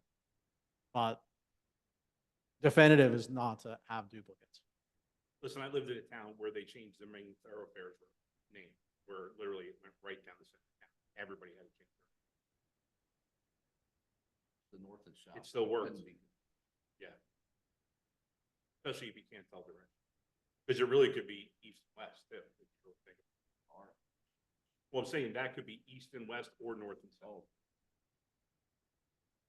Yeah, whatever you come up with is safe response. I think what you can take from the board is we're relying on your judgment. All right. Okay, I appreciate that. But so are we coming down on the side of make the businesses change? Yes, I mean, I am, that would be my. I would agree with that. Okay, so Okay, it's not north, it's south. All right, Or just Warren. all right. We'll come up with a street name, proposed street name. yep. We have a proposed street name, so we can go, and that's what we'll present to you. How about beans? We'd have pork, sauerkraut, and beans all at one intersection. You would actually. Mm. I mean, Why think not, about why it. not just make it Frank Lane by the time you're done? Because then we're gonna open Right. a restaurant right there. You- People are gonna be hungry when they drive down it. You- We're just gonna serve, Pennsylvania Dutch food. The Willows West. Okay. Item number 6, discussion on solid waste collection contract. All you, Bruce. All right, gentlemen, we've been talking for almost a year now on this project. We're fortunate that hopefully we're coming to a resolution here. We're going to have to in the next 3 weeks. So we've provided, and I appreciate Jeff from the finance team here. He's been working a couple scenarios. We provided you some paperwork documents. And I'll give, of course, as we always have tried in front of the residents, a good brief history of where we are and where we're going. The township has a contract for approximately 9,200 residential customers for the collection of solid waste. That contract does expire August of this year. The current contract offers I will use air quotes, unlimited solid waste collection. It's really, of course, within reason. Recyclables in a cart that are collected, either a 65 or a 35 cart that are collected at the curbside. A household hazardous waste and e-waste program that is conducted curbside as well, or actually at your door. A yard waste collection that happens every other week for a period of time, and curbside grass collection, which occurs for 26 weeks in the summertime. During that period, there's also in that level of service some Christmas tree pickup in the beginning of the season, as well as the township dumpsters that we have at our facilities. So with the current level of service, we went out to seek proposals and bids from contractors that chose to participate in the process. We did, and I would note, ask for alternatives for the services that you just heard for that we provide, including that household hazardous waste as a optional component of at your door curbside, or a quarterly collection at a central point, like an event for collection. And then the yard waste and the grass at your curb service, as well as the regular solid waste, which is, your household trash and your recyclable materials.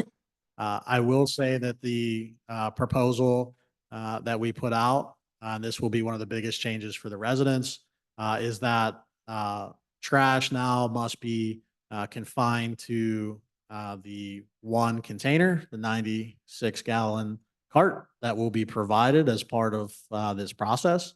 I think that will be our biggest change for residents. We will continue to use the recyclable cart as you currently have provided. As your 35-gallon cart, if it breaks or there's a problem and needs replaced, it gets replaced to a 65-gallon to start making everything consistent. With that, we sought proposals. We had 4 vendors that took our packet. We met with vendors. We reviewed the process. It's taken several months. And out of that, we've had 3 individuals or companies that submitted proposals. Of those companies, 2 of them were close. The third is not as close. And it's basically, I don't want to say that it's the scenarios that you see before you. Does not include that third company, as it was higher. The 2 companies that we're looking at have this. And I think, or have turned in and submitted paperwork. We've reviewed their bids. They are compliant through David's review. And I think for us, what we'd like to do is kind of talk to the board about, our expectation of service level, those alternatives, where trash is currently in the billing, how that looks to residents, and what these costs are going to look like. So with that, I just kind of want to review on one of your first pages past the handout.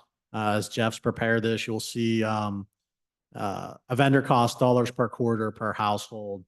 And on the left of that column, it looks like this. It's kind of the base sheet. It was the first one past your text sheet. To the left of that, it says previous contract 2004 to 19, current contract 2019 to 24. So you'll see in there that, and I think it's important for residents to understand, we were fortunate to have 15 years of basically flat trash charges.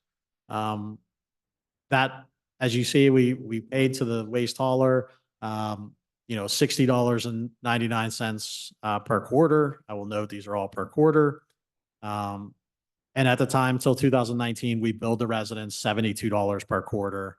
That additional charge in there is administrative for the township, as well as that's supplemented the yard waste compost center, curbside leaf collection by our vendor that happens in the fall to pick and actually vacuum the leaves up, and supports those types of programs. You'll see the current 2019 to 24, our vendor rate, $75.81. The HHW e-waste component, $5.25 for a total of $81. We bill the residents $90. That change of $8.94 is what has been supplementing staff, administrative, and those sides of it. So you'll see the two vendors, just so you can understand the increase of that component. We took base bid, just municipal waste and recyclable, and you can see the percents that we are seeing for where this is. So, we're ranging from a 50 to a 54% increase. So I thought it was important just to show the board where we've come from and where we're going. So that's the first component of the paperwork. The next one we gave you, little bit wider sheet, should be your second sheet. We took and we provided various forms and levels of service so that you can see. So we provided the base model, solid waste, and recyclables. And we have a vendor there on that part, which is the vendor cost is $97.96 a quarterly rate. And you'll see that component of what we propose is, as we call LMT, the admin part, the $9 situation we would recommend to the board to keep to support the admin side, and then the potential $5 for capital and capital equipment, with a charge of $112 a quarter for residential billing for the rest of this year, and that would continue in 25. So you would be looking at 50.5% increase on the trash component with that. So you'll notice with that, as with all the bids we received, each year we see a more I would say more in line cost of percent per year, a 3 to 5% cost as we move through the contract. I forgot to note, we were looking at a 3-year contract with additional 2 years, a year and a year, at the discretion of the township. So if you continue to look across that sheet, and I think this is why it's important for the level of service that the township wants. Do you want to have yard waste and grass at the curb, for, $128, with the township fees instead of 112? Would you like to see, a more, the current program that we have, which is on the right for, that HHW collection, both, as an event, which is the top, side for $138, a quarter in 2025, or, a curbside, recycle program, with yard waste and grass, uh, and that HHW e-waste for 140 in that first year. So thought it was important to kind of review that component of, where that is with that sheet. The next sheet we gave you are, kind of, two components, just to show you what a budget looks like for, moving forward, like, the rest of 24 and 25. And we didn't use the base side of it. We used, two different alternatives with, and we can use the base, but we wanted to kind of go, worst case scenario, and show you what a full, optional service is. So if you look at that one sheet, it has HHW, e-waste, curbside grass, yard waste, and you see where we are on what we need to collect and charge from residents. And we figure, we use rough numbers, 9,300 residents, quarterly billing rate of $140, bringing in that 5,200,000 in solid waste charges.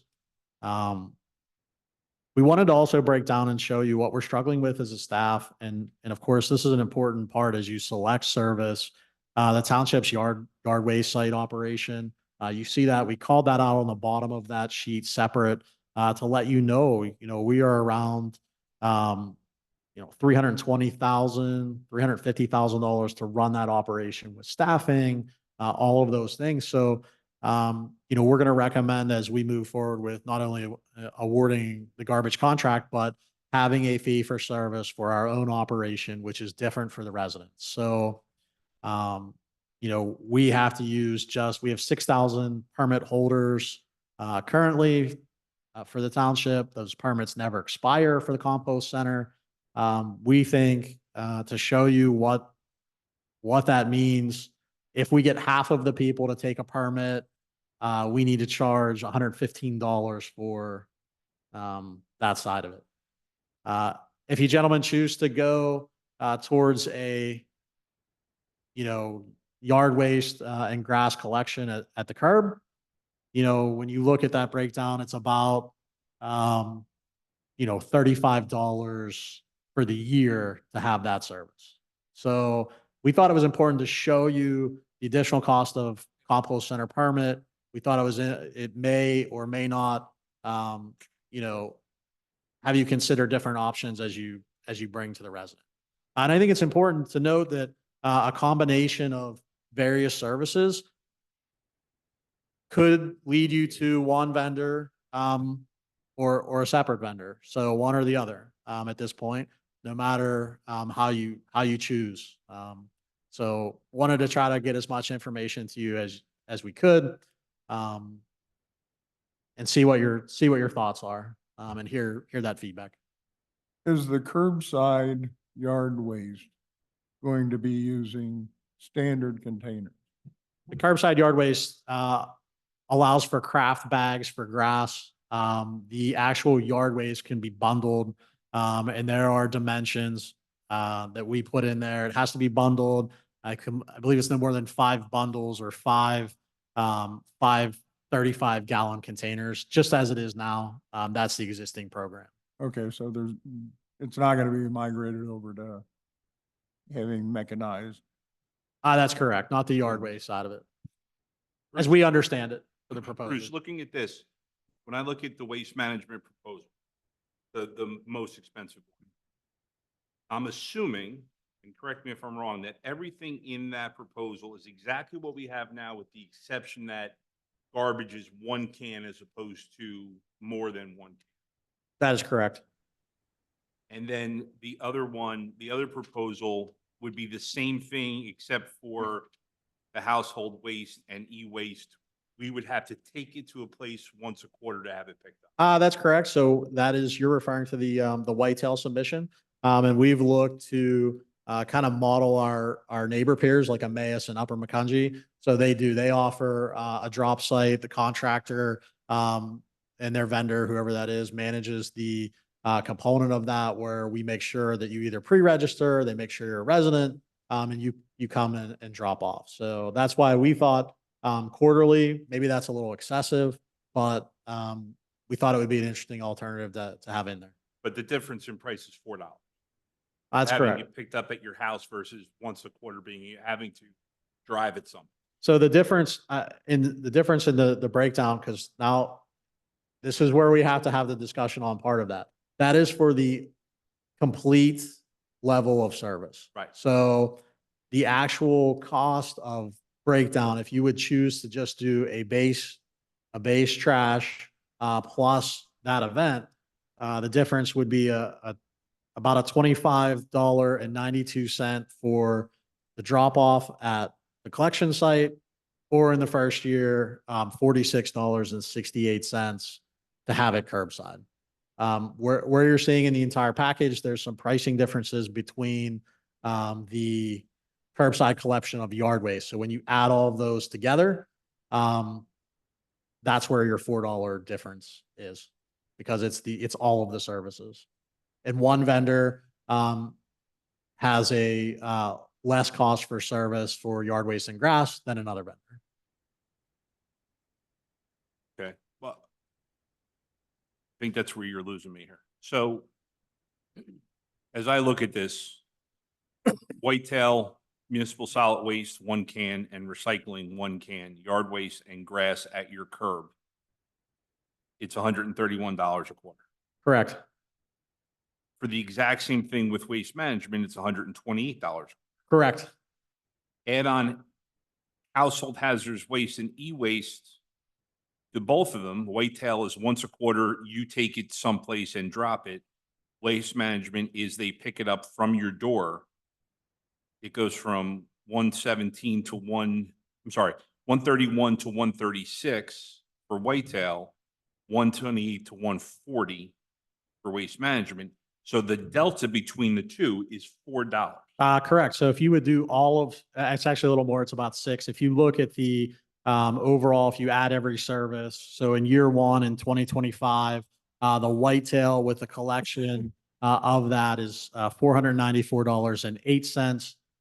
The waste management, is $501.24. So you're talking about, $6 and change, $7 and change. Okay, but right. Our analysis right in that is there's a little bit less in what, if you look at Jeff's analysis, he has it rounded out, and in the overhead portion of the township, so you see it's $9.76 instead of $10. He kept the rate the same and worked back what, the overhead rate would be. So you're about $6 difference.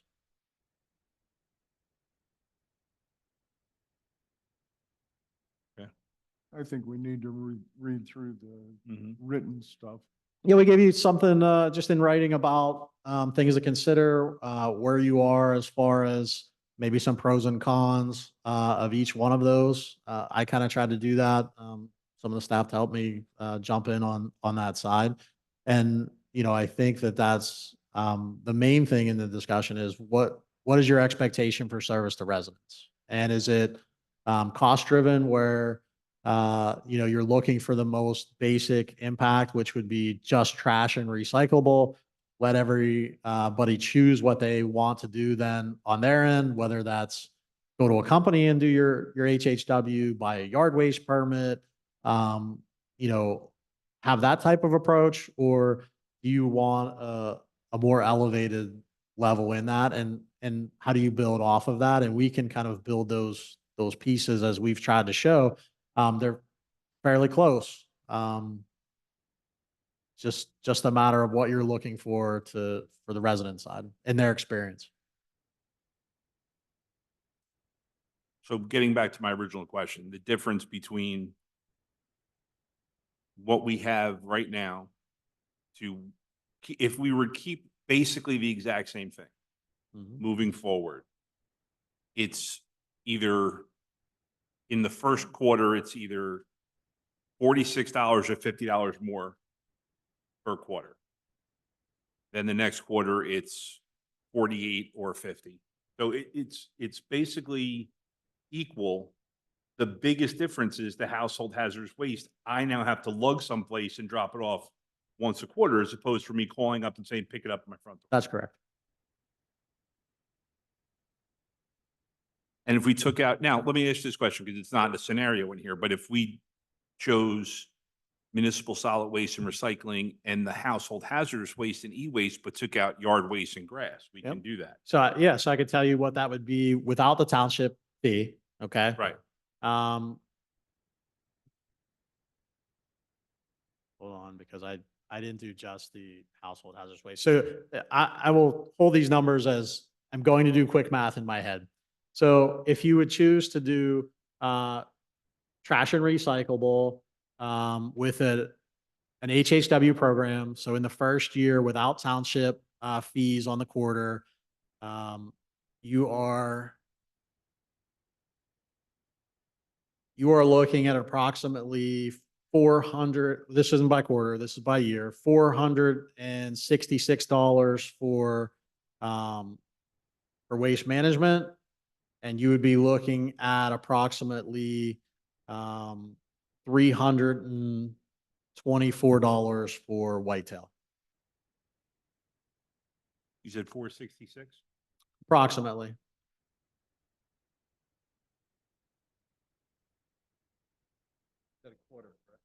That is for the year. That's for the year. That is for the year. And I can divide that out. Okay. I just have to divide 46 by quarter. So talking about, 12 bucks. So you're talking about, 126, on the waste management, and you're talking about, 105 for whitetail. Quick math.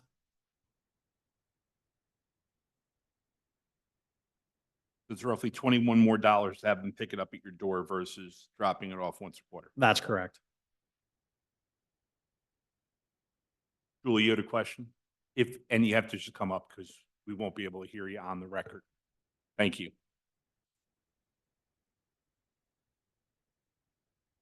I don't have any question about any of the numbers that have Hold been the talked mic about. down. Pull it down. Oh, sorry. I don't have any question about any of the numbers that have been talked about so far. But I feel like there's a little piece that maybe was addressed. If the hazardous waste is to be handled by the homeowner, brought to an event Mhm. once a quarter, not on a regular basis, just Right. events. Right. Is there a township cost to that? Would township have to somehow staff the event to th- have these other people? There is, and so I would say there's a pro and con, right? Our specification requires that the vendor, manage that component, but just like we have, people that call us about the at your door curbside. We offer some customer service there, coordinating that program. I would say that there is, staff time where we will have to have somebody here just to make sure, we're staffing the parking lot. We're making sure that they have everything they need as kind of a liaison. We have to take care of, I know our neighbors, just make sure their volunteer fire departments ready, or available. So I think there are some things, but I would say you have customer service either way, both at your door. And here's the stack of cards. These are our common feedback cards for the HHW program, and mostly except for like 2 or 3 positive reviews. So we have people that call and ask about the program, how they get the number, how they coordinate. So there is staff time with that. Because I'm thinking, obviously, that doesn't come out of the homeowner's pocket on a quarterly, monthly, whatever basis, but it's still part of our tax monies. If we have to be paying to do that, then what are we, somehow that staff time is taken away from somewhere else, I guess is where I'm. That's correct. And that's why we try to have that administrative fee, whether, that $9, provision that's in there. And that does facilitate, part of our clerical staff, part of our finance team, there are components in there of labor for this component, billing, our billing clerk, our billing company, all of those things that we have. So So the cost, the slightly higher cost to have everything done at once really isn't the total cost for the entire, if you look at the entire tax basis for any homeowner. correct. Thank you. Any other questions for Bruce in regards to this? Then what's your timeline? I know we have to approve this something at the next meeting. July 18th, we need to have an approval so that either vendor can make sure we're appropriately ordering carts to have them here for a rollout for the 1st of September. Commissioner Butler, yep. Cost of the cars, that, at a vendor? So the cost of the cars is actually in this proposal. So basically, as a resident, you are paying the fee for the cart. So no, that is blended into the component of the bid. So, I'd have to go look. $80, $60, $90 a cart times 9,261 carts is your number in there for carts. So, and that's spread out over the agreement, I would say. Yes, sir. You want to come? Yeah. And the resident owns them after that. Yes. So for the audience, Paul is here from Whitetail on the left. Ron Carlson's here from Waste Management on the right. And they can provide any insights that I may have missed or, questions like that. So I just have two requests for the commissioners. Look over these proposals over the next week or so. If you could just provide Bruce with an email to what your preference would be. And again, mix and match whatever you think is what you think is most important, but also what you hear from your constituents as to what's important. Bruce, the one question I'm going to need answered is, once we go this way, what are people doing with their garbage cans? Yeah, I think we're going to have to clarify that because you did ask that the last time. I don't know how the garbage people haul away garbage cans so that we know that they can take them.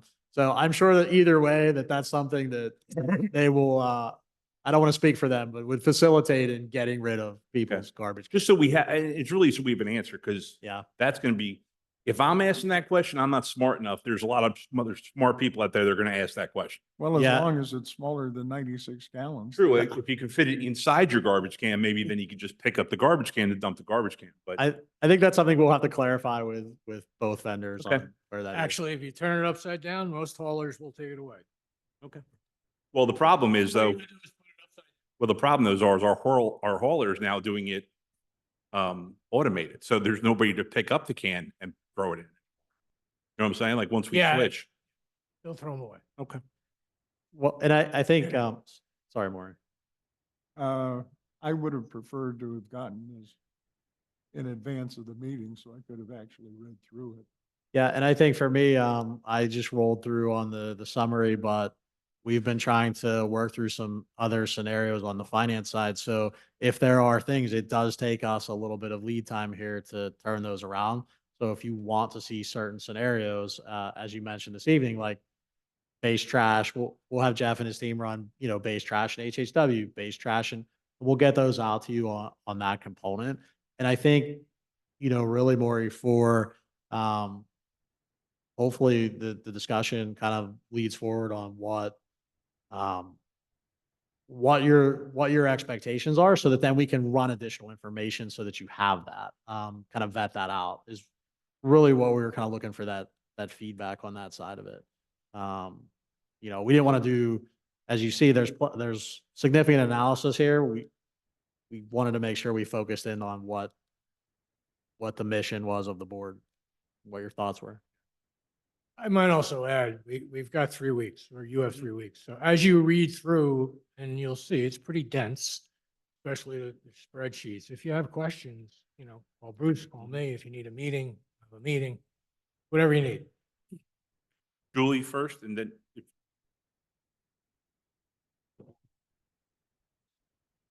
yeah, this is pass through. This is, yeah, we charge the residents what we're charged, with the exception of the administrative fee and a little overhead for the yard waste. Well, and I think, yeah, and I Which is a second conversation we're gonna have about the yard waste center and what it actually costs us to administer versus what we get to administer.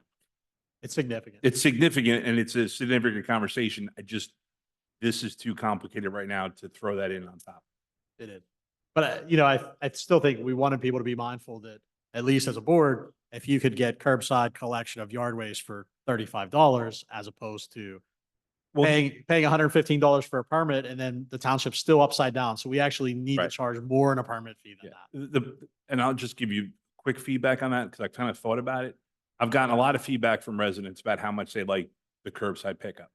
What I would tell you is I would never use the curbside pickup because I don't want to have to wait until Wednesday to cut my grass and put it out to the side and also throw it in bags, which I'm not doing right now. So I don't have a problem paying the permit fee and pay for curbside if I want to, but that's not how we're raising the fee. So we got to figure that part. Yes, you want to just come up to the microphone, please? Thank you.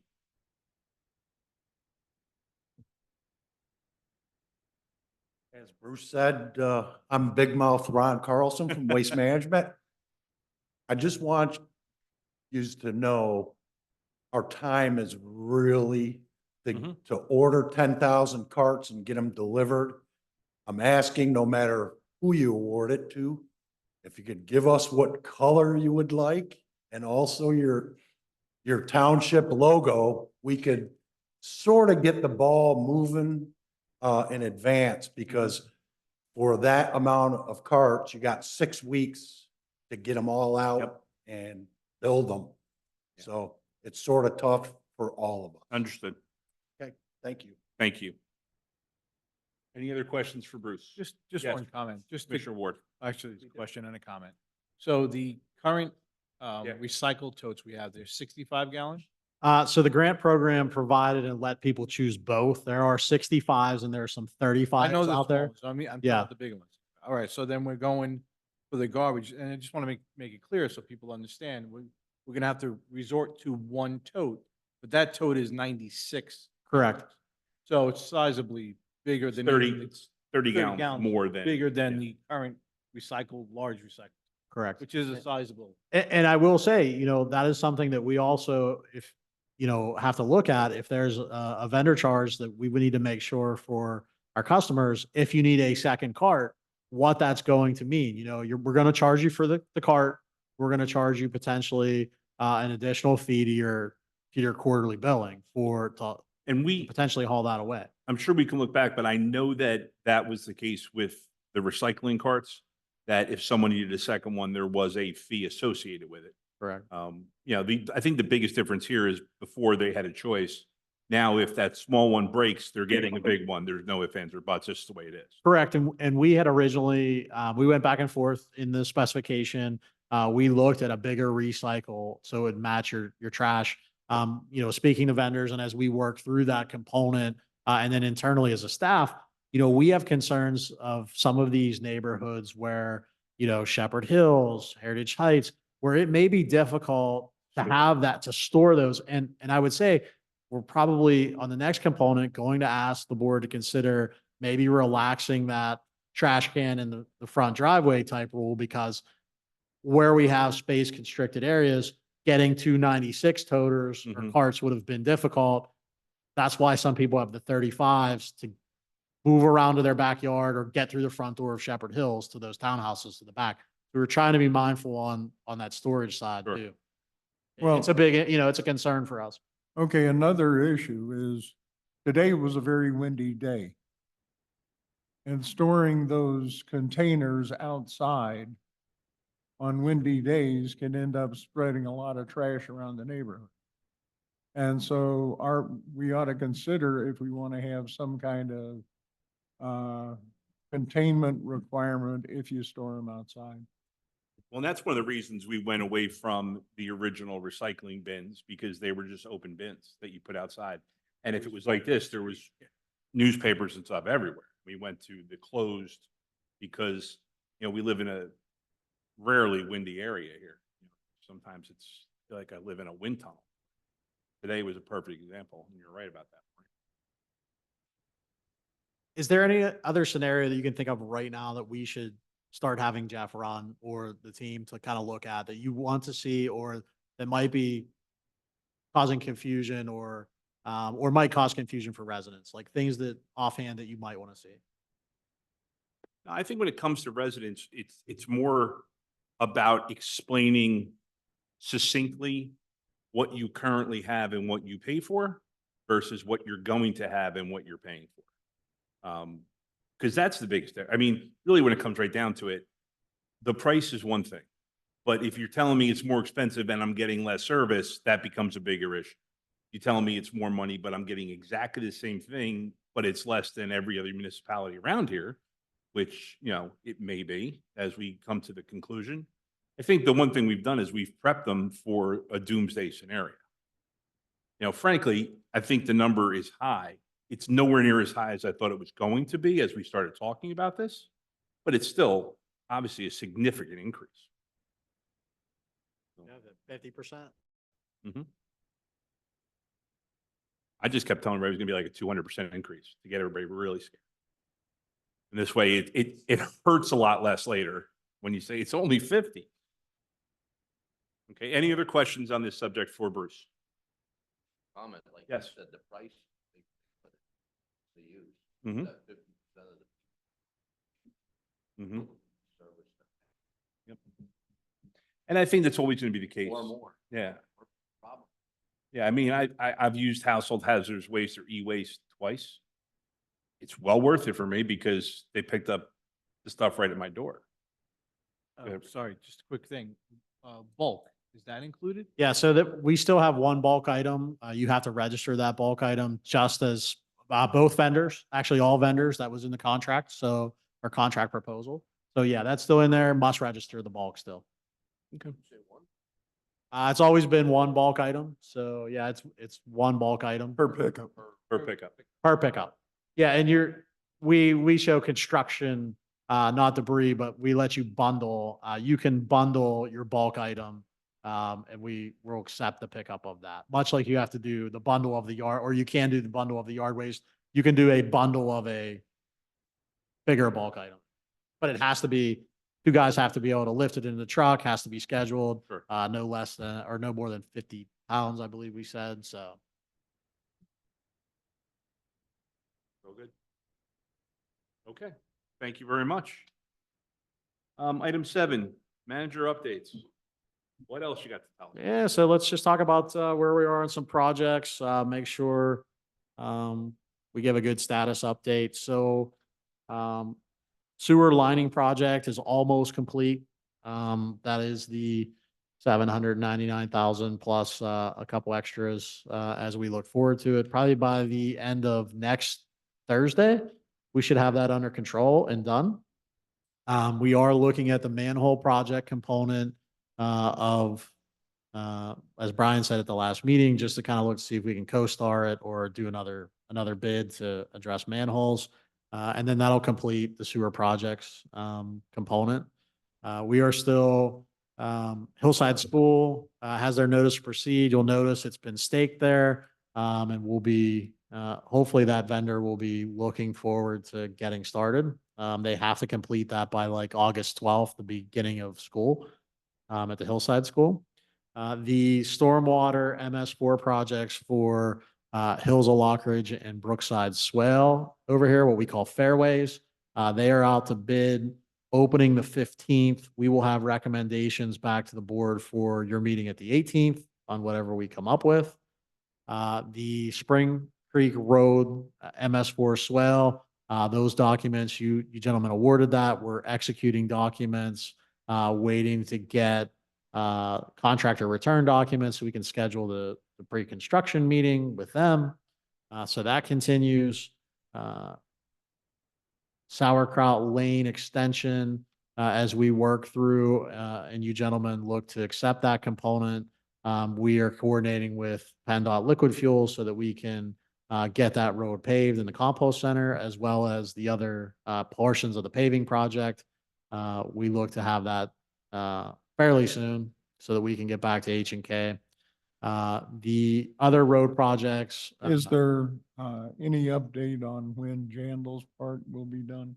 Yeah, so we can talk about the extension as a whole. We continue to have regular update meetings. We it's been conveyed to us that, the Jandal portion of 100, and the, what we call Gaddy Property Basin, and the stormwater improvements, apparently the permitting is into, PennDOT for them to review the highway occupancy permit. So, hopefully they'll get an approval. I still think, best case scenario, you're probably 12 to 14 months from it being completed out there. By the time they have to go dig up Route 100, there is a Prologis component. They have to finish a few hundred more feet, up the roadway for that. But yeah, there is no status. We keep hearing there's permits submitted. I just have to go by best guess on getting those components done. So, Okay. the other, road construction projects, including, the one surface treatment's completed. The other surface treatment, I believe, starts in July. Working on the Chestnut Street culvert, bid docs to knock those out. We have to get some construction easements, before we can kind of proceed with finishing that spec. The lighting projects, something for the board, that was supposed to be the pickleball court back here, the, tennis court at Hills of Lockridge, and then the field at Quarry, 2 fields at Quarry. We finally received our quarry pricing. We're at significantly over budget. We had budgeted 250,000 for that job. We're at 621, plus, potential PPL fees. We're an 8 to 10 week lead time on, any Musco lighting project.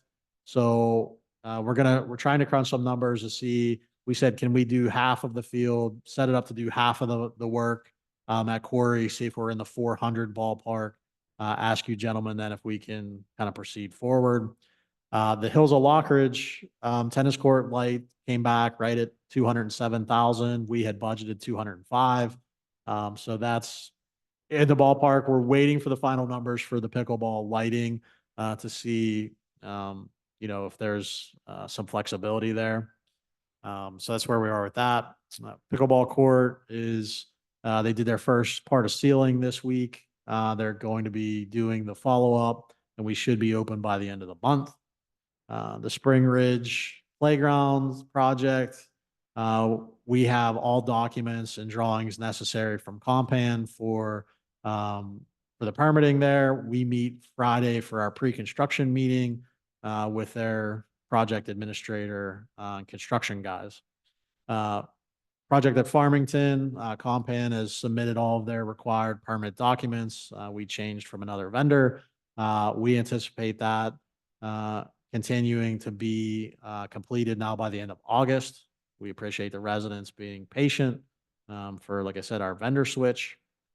So those projects are continuing to move, forward, and that's basically, everything that we were looking to, besides the elevator's going out to bid, fairly soon as well. They're finishing. We have, 3, elevator guy working on it, Dewey Engineering working on the, actual architectural components. They'll get those over to CKS, and CKS will put the bid documents on Penn bid for us. So we have 3 entities involved, working through where we need to be on that component. Go, Maury. A question? What's the status on the adaptive stoplights that nobody's seen any improvements yet? And So the good part is the adaptive signaling, has been, all installed. The lights actually are running, I think as someone that drives through there every day, a little bit better managing traffic. They are running at the permitted, signal timing, as approved by PennDOT. We are waiting on PennDOT to open the gateway to the, video camera network on Route 78. We continue to push. Our vendor thought they had that. The state, did not have their portal open. So that component is, awaiting PennDOT with everything installed. The other component of that project Cressler, Hamilton, Cressler bypass 78. We just got the signed components from PennDOT back approving those signalized intersections. We are proceeding McMahon / whatever they are now, Bowman, with Brian's guidance. They are preparing the bid documents, and we should start seeing the grant funded project also move fairly soon. So the holdup on that end is PennDOT. We continue to push, and the vendor continues to push as they want to be done. What'll be required is as part of that sinking company, they actually come out and do a site visit. It'll probably be fall now when school's back in and the shopping time to get our onboarding. Okay, and then, all right, so we've got all that stuff moving, but then there's things like the left turn on the southbound Mill Creek and Hamilton. Okay. And so how do we get things like that incorporated into the overall plan? And I've also heard that Hamilton feeding on to the bypass, if you set up the timing of the lights so that the Cressler at the bypass and Hamilton at Cressler are not both green at the same time, then there would be less of the weaving and so forth, and the throughput might be better. So when we look at that component of the project, and what we did the last time for the rest of the corridor, we'll have another touch base with, the actual, smart company. And they ask for areas where we have concerns. And we actually designated those, on our last project. But as we bring that hardware up, they look at the programming for pitfalls that we see in that area. So that's part of the process once we get to the what do you want to see or have us look at phase of that component. Okay. If that makes sense. Yeah, the Mill Creek one, we can go back and we can identify where we are with that because that was part of the current project, but we'll make sure that we at least check that part out. Okay. We're working on numerous projects to have them bid and our numbers for the budget, including roof of the community center, potential Gun Club Road Bridge out again for the next component, various other items for another playground, another tennis court resurface, potential what we do with the lights at Quarry if we got to do the next phase there, the crossing at Princeton, Kratzer Farm with the fishing pier / parking lot. Brian's group's working on that design so that we can start to have all of those things for budget time. So we actually have concrete numbers moving forward, get those awards done so we can roll right into projects. So we are also looking at 25 projects in process. So anything for me that I haven't really given the board an update on or that I've missed? Or Anything you else want for more Bruce? information? Nope. Okay. Any department reports? Nathan has one. Oh, Nate, go ahead. Hey, yeah, I don't want to belabor anything and take up too much more of the board's time. I know we've talked about a lot tonight. I just wanted to bring two items to your attention. With the road naming, also, we wanted to let you know that it's our expectation that for the July meeting, Service Road 2 that serves AB Stone and the Holiday Inn, we want to get rid of the Service Road name. I thought we did that And already. Service No, we Road's did that for gone, which charcoal. became Charcoal Drive. We would Yep. suggest, sorry, Nate, to jump in and steal your thunder. We're going to suggest Sawyer Lane up there. Both of those businesses, the Holiday Inn, whatever that is now, and the Stone, have Hamilton Boulevard addresses. So we want to address them Right. off. No, I remember that. I thought we took care of that already when we did the charcoal road. We talked about it. Okay. Sorry, Nate. Nope, all good. So yeah, you'll see that shortly. And then the other one that is a little bit more of a serious item.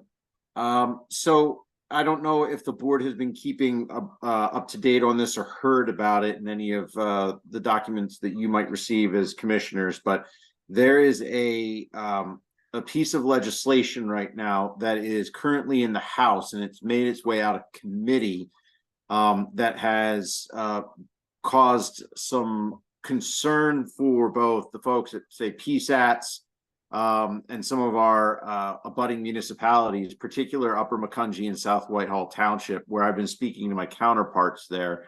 The legislation actually has the best of intentions in mind. They're trying to serve first-time home buyers and provide that missing middle housing that they keep talking about needing, more affordable housing. Not affordable in the means of regulated, but more housing to be able to be purchased. So the legislation calls for the ability for duplexes, triplexes, and quads to be built across the board in any residential zone where single-family homes are allowed in any community. So whether it gets through the House, makes its way through the Senate, becomes law, obviously that's a long way to go. But I can tell you that South Whitehall and Upper Macungie both sent letters of opposition on it with concerns based off of one thing or another, municipal self-determination, because the state would be superseding our municipal rights to be able to determine our land use as a township, but also concerns that we would see, regularly on our end, on the planning and land development side and engineering side, involving impervious surface, roads. I mean, if developers were allowed to come in and put in quads where singles are allowed, that's a lot more trips, and we can't make someone do an off-site improvement on a township road. Those roads would need to be improved to be able to handle all that traffic. We thought about sewer and sewer capacity, what it could mean from that perspective, the impact on existing communities and existing homes. If there's no provision in the language that speaks about conversion of existing residents into triplexes or duplexes, which could essentially happen under the law, the way I read it. So, I think it's one of those pieces of legislation that has its heart in the right place. We certainly need to provide residential dwelling units that are affordable for first-time home buyers and folks who live in our community. But one thing I always say is we in Lower Macungie, we're already doing our part well above and beyond with the types of housing units and price points that are offered in our township. If you were to do a housing inventory, we have everything from apartments to starter homes to larger homes to farmsteads, townhomes, you name it, we have it. But this legislation would affect every municipality in the county over 5,000 residents. So obviously that puts us as a option for that. Again, I don't know how far it's going to go, but I wanted to check to see if the board wanted to opine on it in any way, send a letter to our elected representatives and the representatives who proposed it in opposition or with concerns, the way they did in Upper Macungie or South Whitehall. But most importantly, I just wanted to get it on your radar because it will change the way we do things dramatically if it ever became law. Thanks, Nate. Yeah, I've read up on it. It was meant to make it easier to convert, old industrial areas and not use commercial areas for lower income, or not lower income, but lower priced housing. But in a township like ours, it will force us to raise taxes on the people who live here just to pay for the infrastructure that would be in demand from the people that we be trying to build houses for. So it definitely is not something that would be favorable for the township in any way, shape, or form.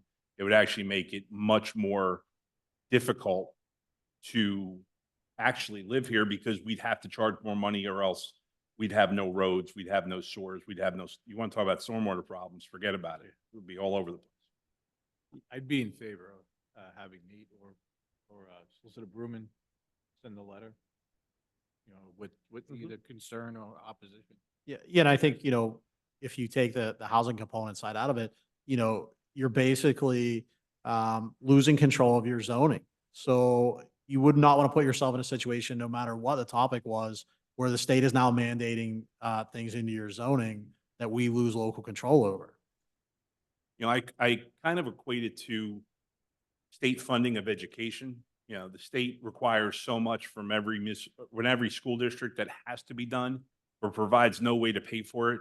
This is just an extension of something like that, but into the municipal realm. So they're making you do something that there's no way to pay for. And then you have to come up with the answer. All right. Thanks, Nate. Yeah, what's- I'd be happy. We'll work to draft something and then present it, maybe on the agenda for the 18th for you to, enact to send along, and we can get it off to the appropriate parties. Okay. Thank you. Nate, what's the HB number? I gotta check and see, David. I don't have it, memorized, but I have it in my notes, so I'll send it off to you. Okay, thanks. Okay, we're up to public comment on agenda topics, which I actually have a question. So there's a young man here tonight. The only person here who's not interested in anything we've talked about tonight necessarily. So I just wanted to see if you had any questions while you were here. No? Why are you here tonight? He's my grandson. Oh, Maury, you got to give us a heads up. You made him come to this one tonight? I wondered why your grandfather was talking so much tonight, and now I know why. He definitely owes you ice cream. A lot of ice cream. Well, welcome. Thank you for coming. We always like an audience. All right. With that, we are adjourned.